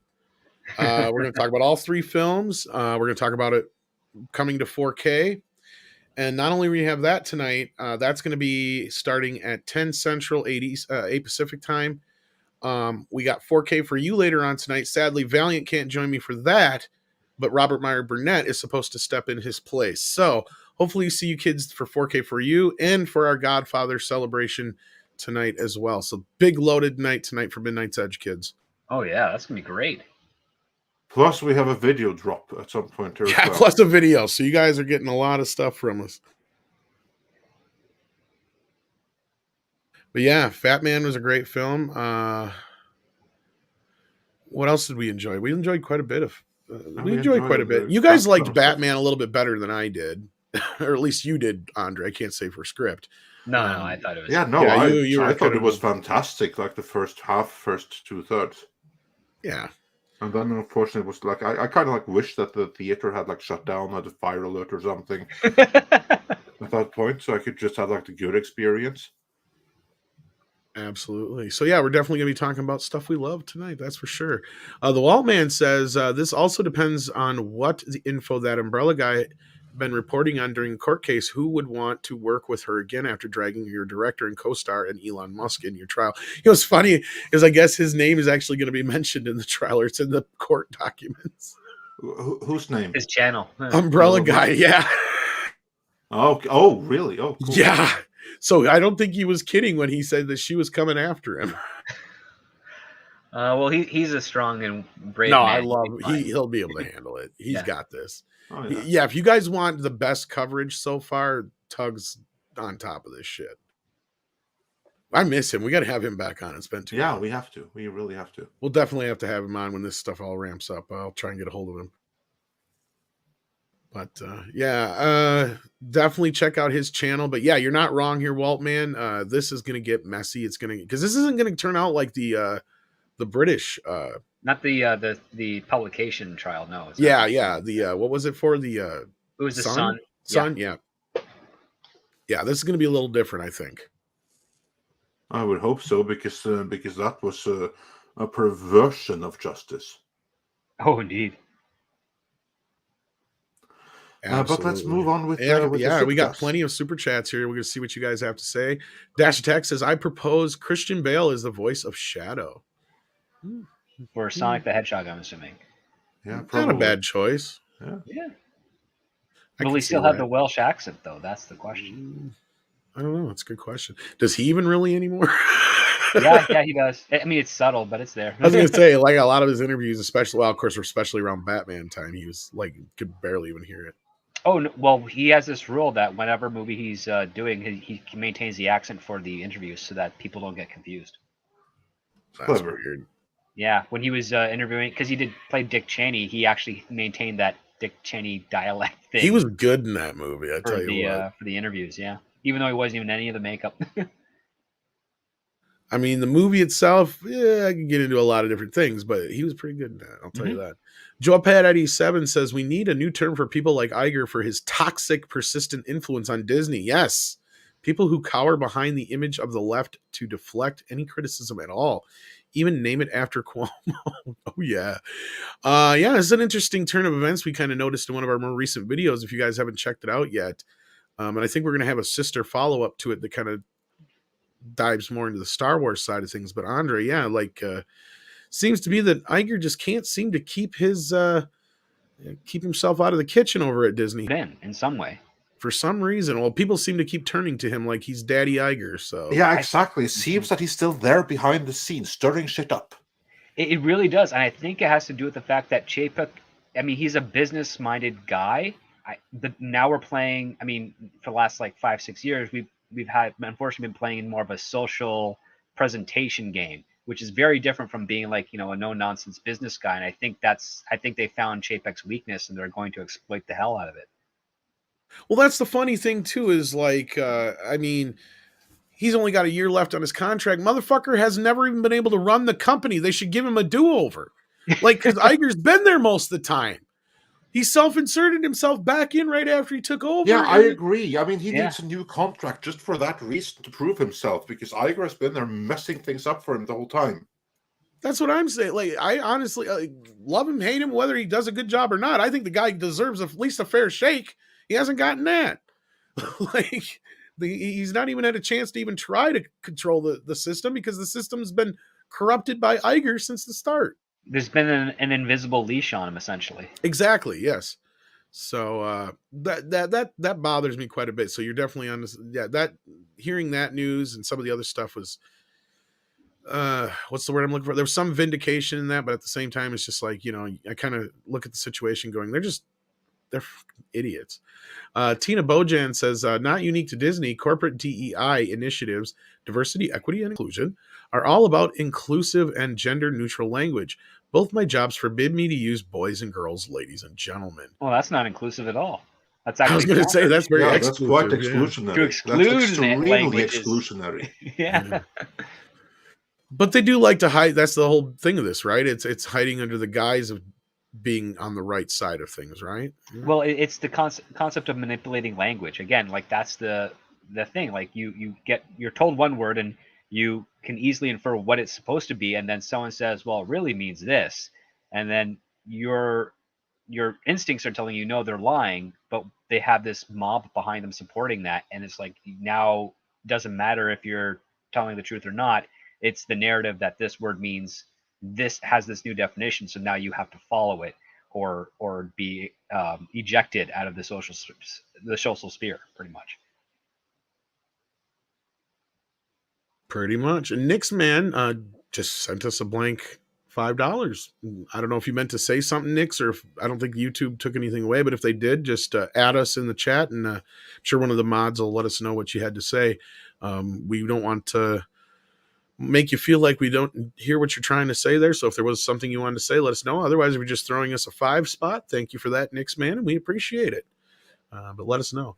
Dex Luther is here, and he says, Corpse always did this and always will. If you make it legal for Corpse to donate politically, they will just put it back through channels more than they do now. Yeah, they'll just put the money, like he meant to say illegal. Yeah, they'll just put the money straight back into the brown envelopes and slide them under public toilet stall doors. And in a way, that's more honest, I think. Because that way, at least the system is trying to be clean, and then you find ways to bypass it. And I honestly prefer that to the system, to the corruption being ingrained into the system itself. Yeah, basically just making the corruption legal. Because here's the other part too, that you launder the corruption. You legally launder the corruption. I will make it legal. Well, here's the irony of it. If someone were to give you a bribe, you can always refuse. You can take the money, but refuse to do the bribe, and technically that's not illegal. The only problem is that there's the consequences of the person who gave you the money that's probably going to want either it back or do you harm. But if you're in a large enough position of power, you're kind of holding all the aces at that point. And if they gave you enough money, you could just say, okay, I'm investing that in some bodyguards, and I'm not going to do what you want. And then now you've really thrown a wrench into that person's well, as you point out, though, Script, a lot of this money, it all boils down to, and this is one of my favorite bits in The Godfather, speaking of, when Kay and Mike are talking, and she's going on, getting on his case about being in the mafia and about how he never said he would be that type of guy. And she's like, politicians and governors don't have, or, don't have people killed. And she's like, yeah, who's being naive now, Kay?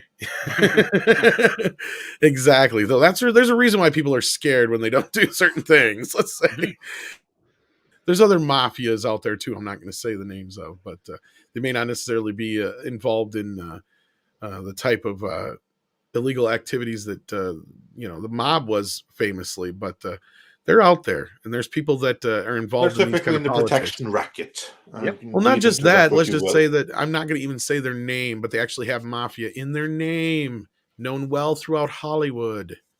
Yeah, it's a fabric-related one. Something like that. And he just said thanks he's just sending us 5. So thank you so much, Nick's man. I just wanted to be sure that YouTube didn't try to shut you up some ways, because they like to remove messages sometimes if you say something they don't like. Thanks for the support and the kind words. That is much appreciated. Absolutely. And going off of what we were just saying before here, Infinite Wanderer, does it look like Chapek is going to stay or is going to go? That's up to the board. I would say so far it looks like he's going to stay. As long as he has the fate of the board, they believe that he can do the job that he set. Or I should say the majority of the board.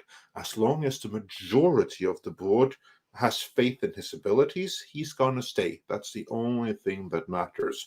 But then he's really going to have to find a way to get around this, because those that still have faith in him, they don't have it because they want the terrorists that held Disney hostage to win. I know. If they think that Chapek has completely given in to their demands, then they lose faith, and then he's out. Yeah, I highly doubt Susan Arnold is going to turn on him anytime soon. And also, if you're wondering, okay, well, what's stronger, better leader? There might not be that many to choose from. You have to go with someone external then again, and then you have the whole same thing all over again, with how you're going to have like the internal people warring against this one person that comes from the outside. It'll be the same thing, so you might as well give this guy a try. I hope that they do. I mean, he deserves it, whether you like him or hate him. I mean, like I said, he deserves the chance. He hasn't gotten yet, and he's been doing nothing but fighting uphill battles the whole time. We've been talking about it. We've been showing it in our videos, and now it's been kind of out in the press, so it's no longer just rumors. And I feel that our videos have been extremely present about this, and those that say that there's no such secret war, it just heated up. Absolutely. Woke Hogan says this might be down the rabbit hole, but overrepresentation isn't about equality. It's about social engineering. The phrase trans kids wasn't a thing 10 years ago. I agree. It's there's that. wrong. And yeah, there's the equity part of it too on the other side of it. And yes, Woke Hogan, CC actually sent me the video and that I was talking about. I would show it, but it's just disgusting. And the whole idea of this whole thing, the way it's gotten to, it's beyond crazy. I would feel the same way if it was talking about straight sexual situations with kids. It's just not okay. Period. There's a time and a place for it, and it's much older. And I believe that parents have every right to know what their kids are being taught in school. Period. That's the first and foremost what the thing is about. You can't hide from the kids what you're doing. And I That's disagree the with first and foremost people part of it. bullying Chapek into saying something when Disney shouldn't have any say in this whatsoever, period. You know, and the way their tactics about this whole thing were bullshit. They were making threats about certain things. And if you look into it, it's just disgusting the way they handled it. I don't give a shit what side of the politics you fall on. Stephanie Janisek sends in $4.99. How you doing? Says this will come back and bite these SJWs in the keister. I hope so, Stephanie. Between the whole shit that went down at Disney, because they showed their ass, right? They showed that it didn't really matter. This is not really what they gave a shit about. They were just coming after Chapek. They were just using this as a scapegoat, right? And then, you know, the whole thing at the Oscars, hopefully a lot of those idiots who were quick to you know, jump on Chris Rock for saying mean, nasty things and going rah-rah Will Smith will realize that they were rah-rahing something that was technically illegal and somebody breaking the law, and not only that, someone's human rights. Again, I think these are two defining moments, and hopefully we'll learn from these, and at least more people will learn from these. What do you guys think? I'm not an advocate of violence, but at the same time, I'm not defending Will Smith at all. But no.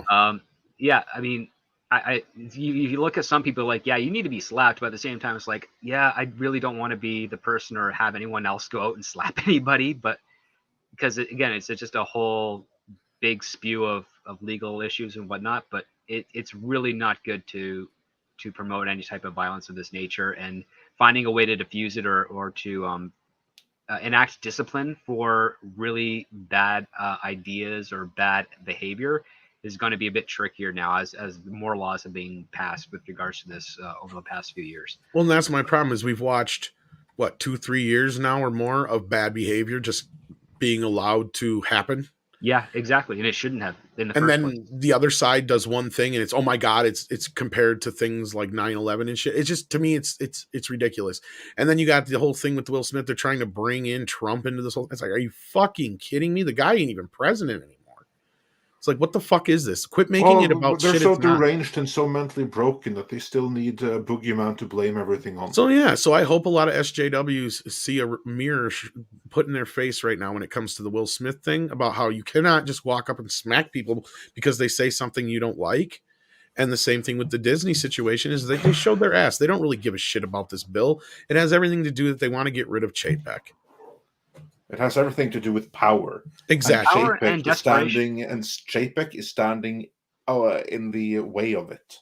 I hope the Disney thing is part of the final that I keep talking about. I really do. But we'll see, Stephanie. That's a good point there. Pirate Queen says, I have several Twitter discussions in quotations, with people who are purposely misinterpreting the words of the bill and projecting their own biases. You could say that about both sides in a way, but one side more so than the other, especially those who are putting words in there that are not even there. I'm just going to say it that way because I read the bill and I just looked at it and go, and what's wrong with this? I'm a parent. I would want to know what my kid's learning in school. Well, even Democrats who are confronted with what is actually in it are overwhelmingly in favor of it. Yeah, well, it's already passed now, so it don't matter. Yeah. Primer, and that's the other thing. It's one state. Why is a national corporation worried about one state's politics? That bothers me. I mean, I get it. They have a park there, but their park is not affected by the school. But I can tell you exactly why, because their word is going to spread to other states. Yeah. That's why. That's All, why. all the Because legislation will have an it's existing model. resistance. Yeah. And it has to be clamped down on right away, because otherwise that resistance is going to spread to other states. No, I Even hear if you. it spreads to enough, it can become part of the Constitution and an amendment, and then be ratified, and really cause some issues for It was some more some rhetorical, horrible people. but yeah. That is why they're so desperate to squash it down before it can grow and be a bigger threat. Like I said, it was more rhetorical, but yeah. Primer gives in $5. Thank you so much. Says the only thing kids between the ages of 4 and 12 care about are cartoons, games, chicken nuggets, chocolate milk, and playing outside with their friends. Yes. That sounds about right. And 9 Oh. times out of 10, even if they are talking about wanting to marry somebody, having a crush on somebody, they still don't understand It's a harmless approach to that. exactly. Like If you this is what I put say. a box of a magical unicorn poop in front of them, and forget all about that. There's and they'll one play video with that proves my point so much better than anything I could say. Type in little girl who told she cannot marry her dad. It is one of the most heartbreakingly cute, adorable things in the world, but that gives you everything I need to tell you about how these kids do not understand this shit yet. And trying they to have a enlist very weak understanding of the concept of love. and all that stuff. Like I don't even like to use the term sexuality, because to me it shouldn't even factor in yet, is my point, right? Like until you're at that preteen age where you start to actually have those feelings that are kind of confusing. When you're a kid, you don't understand any of that shit. Like I said, seek out that video. It's the most adorable, heartbreaking thing you'll ever see, but you'll understand exactly what I'm saying. Kids don't get this shit yet. So yeah. Generally, you can find it under just type in "girl told she can't marry her dad" or whatever. It's on YouTube, it's on Twitter, it's all over the place. It's just this little girl who she has a breakdown because she's told that she can't marry her dad. It's just one of those things, that's out there. But it makes my point. So anyway, like I said, I wanted to be a dinosaur at that age. So what did I know? And yes, Michael Miller, we finally got to the breaking news that Bruce Willis is retiring, and it looks like he has dementia, or at least they're calling it aphasia. But yes, sad news. Hopefully he gets the care he needs and people are not taking advantage of him. I don't know if that explains some of his behavior before, but we'll see what comes out in the next few years as far as what he has to say and what his family has to say. But 200 Watt Studio says, can we take a moment to honor Bruce Willis today? Yeah, I think we did talk about him a little bit, but I don't see why we can't talk about it a little bit more. I mean, regardless of all the negative things we've heard about him, I mean, he's been a great performer. Been in some amazing movies that will live on forever. Absolutely. Did you ever get close to working with him, Script? No, just Demi Moore once, but not Bruce Willis. Because Demi Moore got more into producing, so it's a lot easier for writers to meet her. But there was one project that me and another writer were going to pitch to Bruce Willis earlier this year, but then this news happened. It's like, well, now it's clearly inappropriate because we now know more about what's going on with his family. Yeah, and at least now it's public. There's no more of this rumor, speculation, bullshit. And I hope he gets the care he needs and he's treated well, and he's got a great catalog of amazing performances. And despite the fact that as he got a bit more with the ego, he became a bit more difficult to work with. He's always going to have those great movies to be remembered by. So you take the good with the bad and the unfortunate. Yeah. Well, we'll see how it goes here in the next few years for him. Then Emerald Sales sent us a little smiley face with a halo. Thank you for that, Emerald Sales. We appreciate that. Been a great supporter of the channel, and we appreciate it. Speaking of great supporters, we got Melvin Belliard in the house this morning, Andre, who sends in $20. It says, good afternoon, gentlemen. The difference between Polanski, Weinstein, and Will Smith is whatever they did wasn't actually at the Oscars. Will actually assaulted someone on that night. That's a good point. Doesn't the Oscars have a code of, I think he means code of conduct? Yep. Conduct, basically thing, for something. And then he goes on here to part 2. Code of conduct is ridiculous as it might sound. Yeah. Yes, that's a good point. As well, that's a very good all point. The other were like in the way, way distant past. This was right now during the ceremony. And Eric Carey also points out here that Polanski would have shown up if it weren't for. Oh yeah, they were all for him showing up. I remember that. Yeah, didn't even the Academy or or at least people in the Academy were trying to get the government to let him show up that one year that he was nominated. I remember. They're trying to get a deferral. Yeah, or whatever you call it. Yeah. I remember little things where like they're going to get a private plane and then helicopter him in and then helicopter him out before. Yeah, I've heard a lot of crazy schemes, which is why, again, the Oscars, everyone in that room is relatively intelligent but incredibly gullible. I want you to remember that because that's kind of like a nature in Hollywood to a degree. There's various degrees of gullibility. They all want things to be as they see them, but there's this old phrase which is believe half of what you see and nothing what you hear, and that's kind of what you need to do in Hollywood, along with William Goldman's legendary line is nobody really knows anything. Right. Well, a lot of people call this tinfoil hat wearers in the chat, and I'm assuming most of that went towards you and I script in the conversation the other day.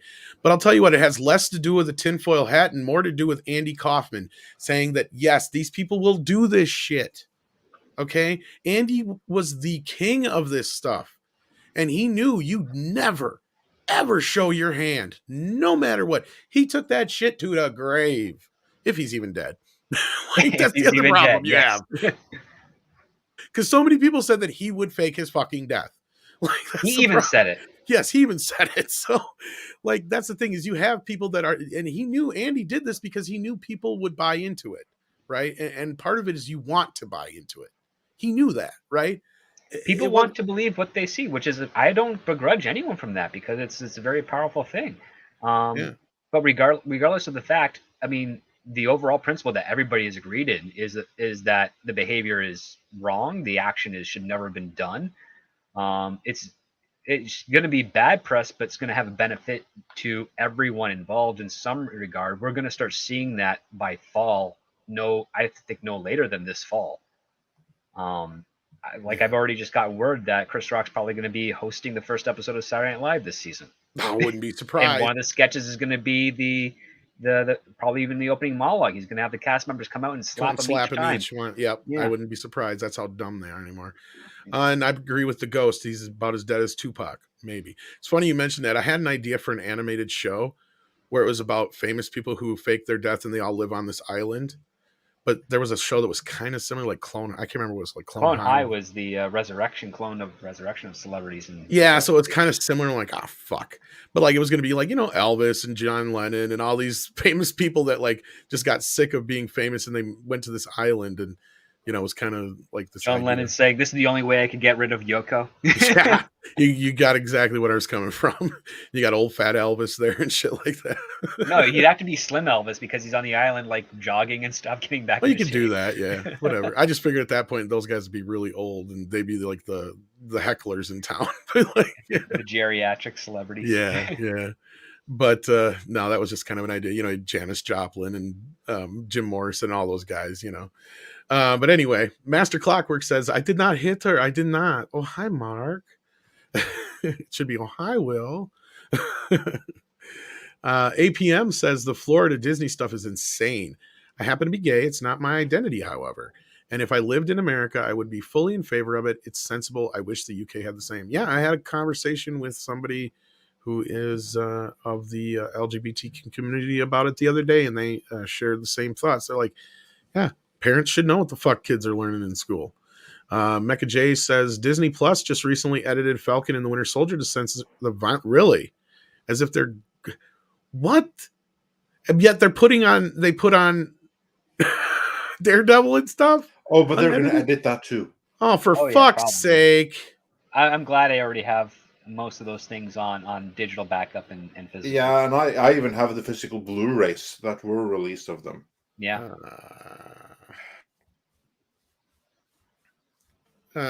Disney, you were making a good move and then you fucked it up. David Walker sends in $20 and says, I was under the memory that he was a merc and was forced to serve the Egyptian gods. As far as Moon Knight. I'm pretty weak not on an Moon Knight. expert. I think that there's they didn't give us that. Yeah. If that's a part of the show, they didn't give us that yet. That was not conveyed. Yeah, but remember that we've only seen the point of view of the idiot part of the personality, and not the spectre part of the personality. He may be a merc yet, for all we know. Yeah, That's I what I'm think BB is thinking going to be too. the dominant character we'll be seeing for these next few episodes. Probably right, but I think that there is a third person in there, and this moniker that he has now is Steven is not his actual person. Nick is in Thanks the for the house. $20 support. Absolutely. And speaking of support, our good buddy 32 Flavors of Nick Weiser sends in $10 and says, since the Disney Plus shows like to rationalize messed up positions, do you think the show will use MK's mental illness as a way of him doing something insane by the show's end? Well, he kind of already has. We don't. I mean, some of those people we don't know if they're alive or dead that he left on the ground. We have no idea what the hell he's done all these times. It's definitely people died in that car chase. Exactly. Yeah, definitely people probably died in that car chase. Yeah, I'm but sure. that wasn't really him though. That was the Yeah. other guy, the Merc. Well, that's what Nick is saying here too, though. Yeah, but it's just like different ways of reading into it, because I think they're going to be like very careful with how they handle it, because you saw like in the end credits, Steven said, if you feel a little bit unstable yourself, call this number. Did they really? I didn't get that. Yeah, far. they did. They Yeah. did. Oh, for Yeah. okay. All right. Oh Lord. Primer says on the topic of Bollywood movies, I recommend Bahubali: The Beginning. Did I say that right? Bahubali? Yeah, I think it's Bahubali. Yeah. It's an epic action film. It's on Netflix. There you go. Oh, well, thanks for that tip. There you go. Then Alejandro Montoya Marin says, it's time for a change. The new gen is coming. Exactly. Hey, For those Alejandro, that how you don't doing, know, man? Alejandro, he is of course a filmmaker himself, and he has some great entertaining movies out there already. He's been Yeah. on past episodes of both Midnight Edge in the Morning, and he's featured relatively regularly on Midnight Edge Espanol. So check him out there. There you also find a link to those of his movies that are freely available online, plus information about when the next ones will be available. So yeah, check out Marin. Yes. And Melvin Belliard sends in another $20. Wow. Says, did you gentlemen also hear that Bruce Willis is stepping back from acting? Yes, you actually sent this probably before we even got a chance to touch on it, because of a health condition that's affecting his cognitive abilities. Although, to be fair, he took a step back from acting years ago. Yeah, the last part you may be being a bit facetious on, but yeah, again, we did discuss this a little bit, so I'm sure you probably heard that part already, Melvin, but thank you for the support. And yeah, as we were always saying, hopefully he gets the support and help he needs, and we wish him the best in the future. Absolutely. And thanks for the support, and Absolutely. your observation is of course correct. Then we got Warachi here who says, Andre, what are your opinions? Not a day goes by. This is coming, kids. What are your opinions on the Vikings show, Vikings Valhalla? Yeah. Of the first Vikings show, like the original Viking show, I think it's one of the most brilliant series ever put on TV. I think it's absolutely fantastic the way that the showrunners have been able to take what little is known of history at the time, because let's be honest, the Vikings, they weren't that good at keeping journals and stuff like that. Most of what we have are from the Iceland sagas, and some of it is like backed up by like English documents, and especially French documents. It's for like the Normans that did fairly good documentation, and they've taken all of that and they were able to piece together what happened and then extrapolate it into this really, really cool narrative. So that's pretty awesome. So big fan of the original Vikings. Vikings Valhalla. I haven't seen it yet. I'm in the process of watching it. I'm 3 episodes in. I have to say though that after the first 3 episodes, maybe it's just, actually I've seen, so I think I've only seen 2 episodes, and I'm about to start episode 3. But after the first 2 episodes at least, I'm relatively positively surprised. I was expecting it to be worse. Something is off though.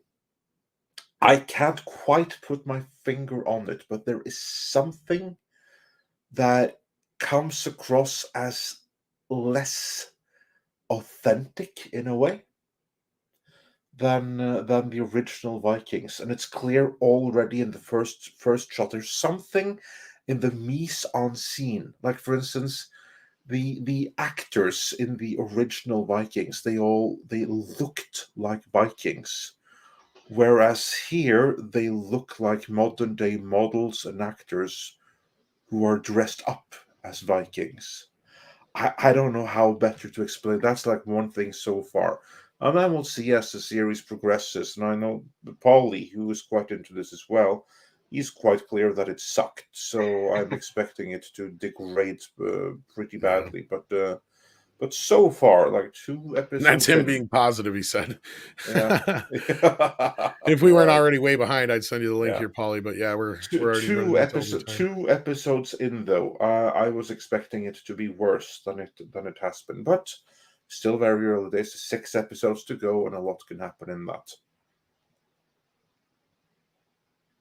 So I'm sure you'll hear more about that from Andre in the future, but let's move on with Super Chats here. We got Michael Miller, who sends in 35 more South African rands and says, so apparently the review embargo and Fantastic lifts 2 months in time for the review embargo to be lifted on Morbius. Huh? I'm not sure what he That's, means there. I think that I think that what Michael is trying to say here is that if we were to compare, then it's starting to look like this embargo on Yeah. Morbius is going to be lifted at the same time as it was for Fantastic. Oh, And that was dropped the day or the day of the movie opening. That was the day when before that in this embargo case, lifted. or actually in some cases it's Tomorrow. Yeah, okay, that yeah. means we have to hurry up with our video.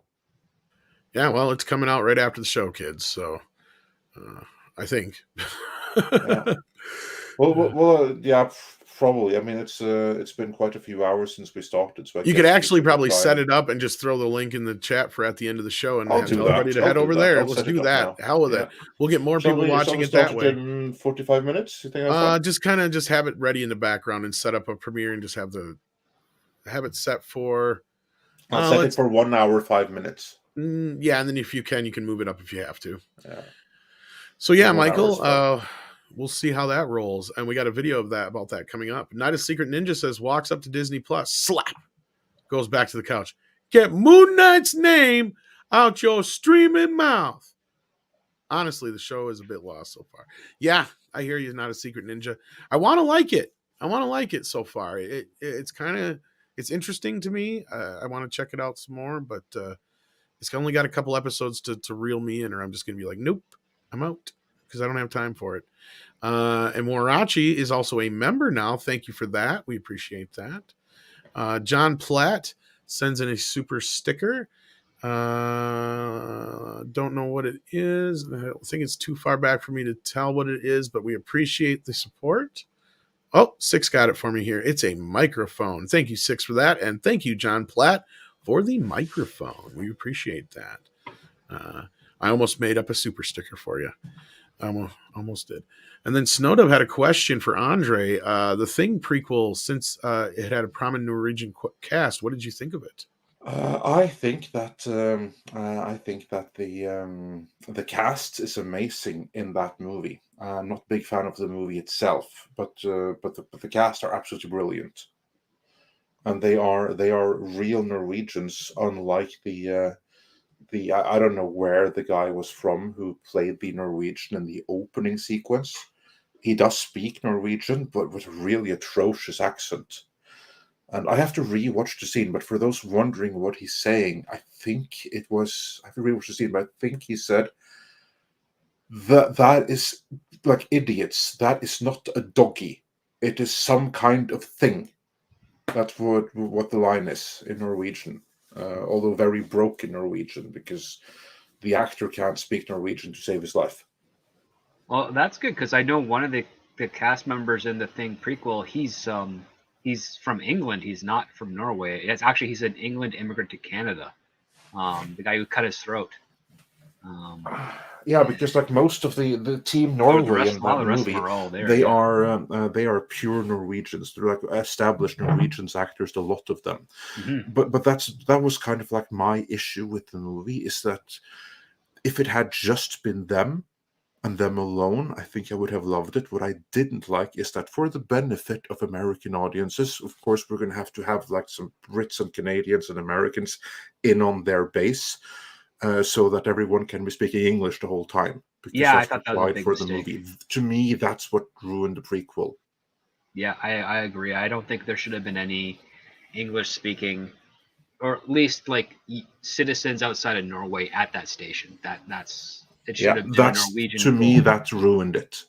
Yeah, you could totally have some Norwegians like speaking English to each other, just practicing the language because maybe they plan to visit the thing. But I would have preferred it primarily to be a Norwegian language film. Yeah, that's what it should have been for the, and then I I just think I don't would think have it loved should have happened. Period. I got 5 minutes into the damn thing and I shut it off.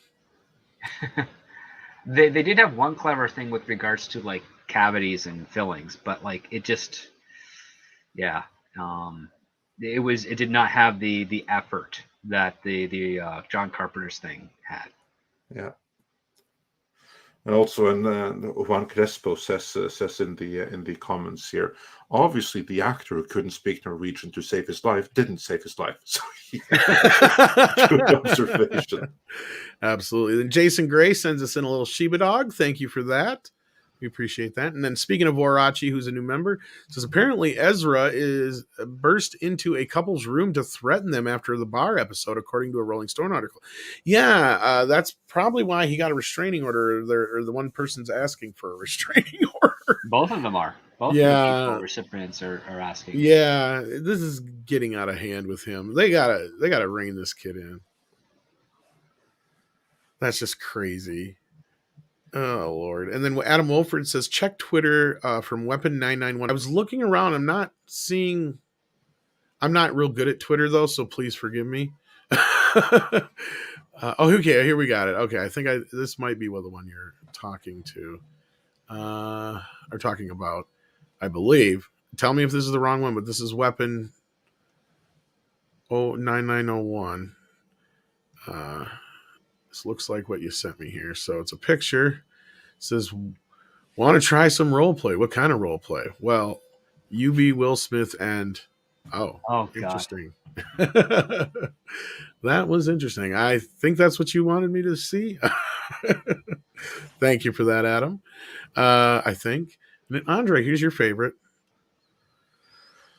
Waddle These Nuts says for $4.99. Has anyone heard about the plot or script for Lightyear? I really want to see it, but now a part of me is thinking I shouldn't. Yeah, just out of principle. Yeah, well, I'll leave it to you. I can tell anyone what to do. Script, have you heard anything about it?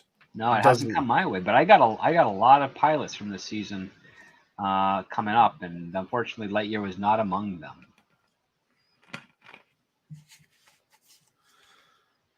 Yeah. And then jumping ahead to a couple super chats here, we'll go back to the other ones, but Andre has to step away, so he wanted me to grab this one first.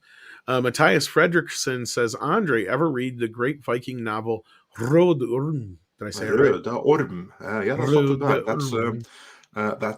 That's Swedish, and it means red serpent. It's the name of a Viking ship. I'm familiar with the book. It's a Swedish book, Viking novel. I have regrettably not read it, although years ago I saw the movie called The Longships. But I probably should read it at some point, so I'll make a point of that. And then before you step away here, Olaf Van Essel has 2 euros for you to say, Andre, for a good laugh, check the Norseman series. I've seen the first season of it. I just wish it was like serious and not parody. And the interesting thing is that they filmed it in like 2 versions. When they filmed both in English and in Norwegian at the same time with the same actors.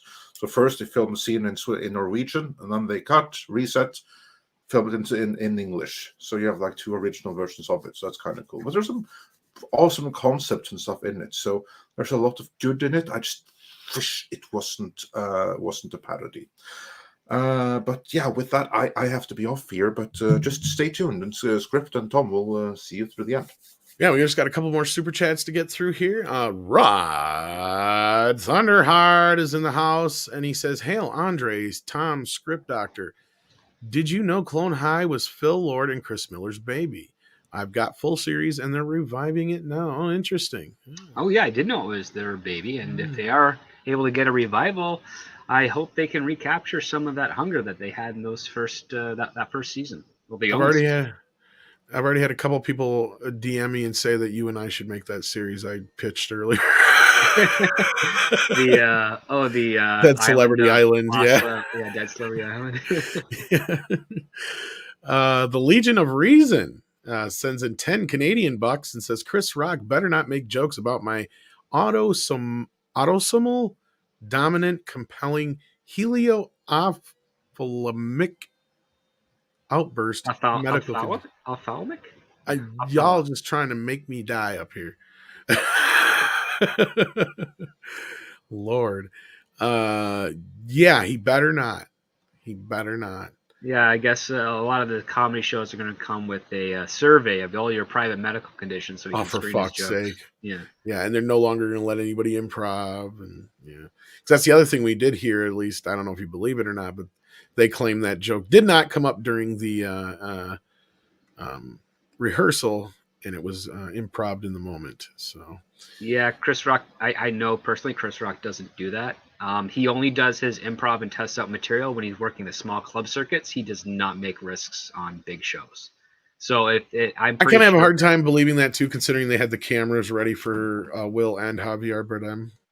Yes, and everything. I mean, I know they're quick, but still. If they did come up with that joke but not during the rehearsal, they probably did it during the red carpet part, and they probably went through a number of other options of films references before they decided to go with the softball. I'll even give Chris the benefit of the doubt that he had like 3 choices of jokes and he didn't choose that one during rehearsal, maybe. Probably that too. They knew it was a possibility. I mean, that's the thing is, like, I know you're right, because they don't really go off the cuff, or don't like when people go off the cuff. Again, because that entire bit was predicated on the fact that Penelope Cruz did not win her award, right? Right, exactly. So you can tell, that if she did win, he would have had another line of bits as well. That's what I'm saying. So again, and I'm not saying it still was something that they knew was going to happen, but I don't necessarily believe that either. That may not have come up during rehearsal, but I don't know if that's not something that was, like, the bit itself was definitely planned in some form. Rico Zorro says, cheers, guys. Just want to thank you guys for keeping us company. I'm like a koala in the rain when listening at work. Oh, sorry to hear that. But with that, I think that's a good time for some koalas in the rain. What do you think, Script? I think, that's a good time. And swing on back for that video you guys are dropping. Yeah, we got a video dropping here. Hopefully Andre has a link for me ready. Because actually, while we're waiting for that, did you see the new picture of Spork? What? Oh, yeah, I did. His hair got funny. My favorite mock, Spock. Actually, he's not. He's my least favorite. It looks like something that was done in a high school. What the fuck? He looks fabulous. No, I did tweet it. I said his hair dye is running. Like, that is exactly what it is. That is some lazy hair and makeup right there.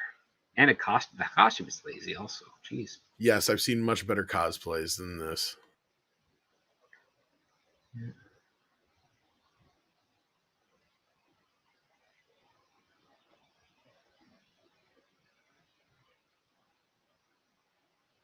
I guess this would be the new cover to I Am Not Spock. Oops, sorry, I didn't know I was muted. With that, here's the link, kids. So head on over to the premiere for the new video that's dropping here shortly, and we'll see you over there, and hopefully see you tonight on 4K for you and our Godfather special. Will you be joining us for that Script or no? It's a little later for you. Not. Yeah.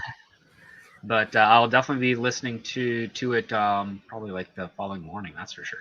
Awesome. Yeah, it's going to be Tom Conkle, Valiant Renegade, and I'm sure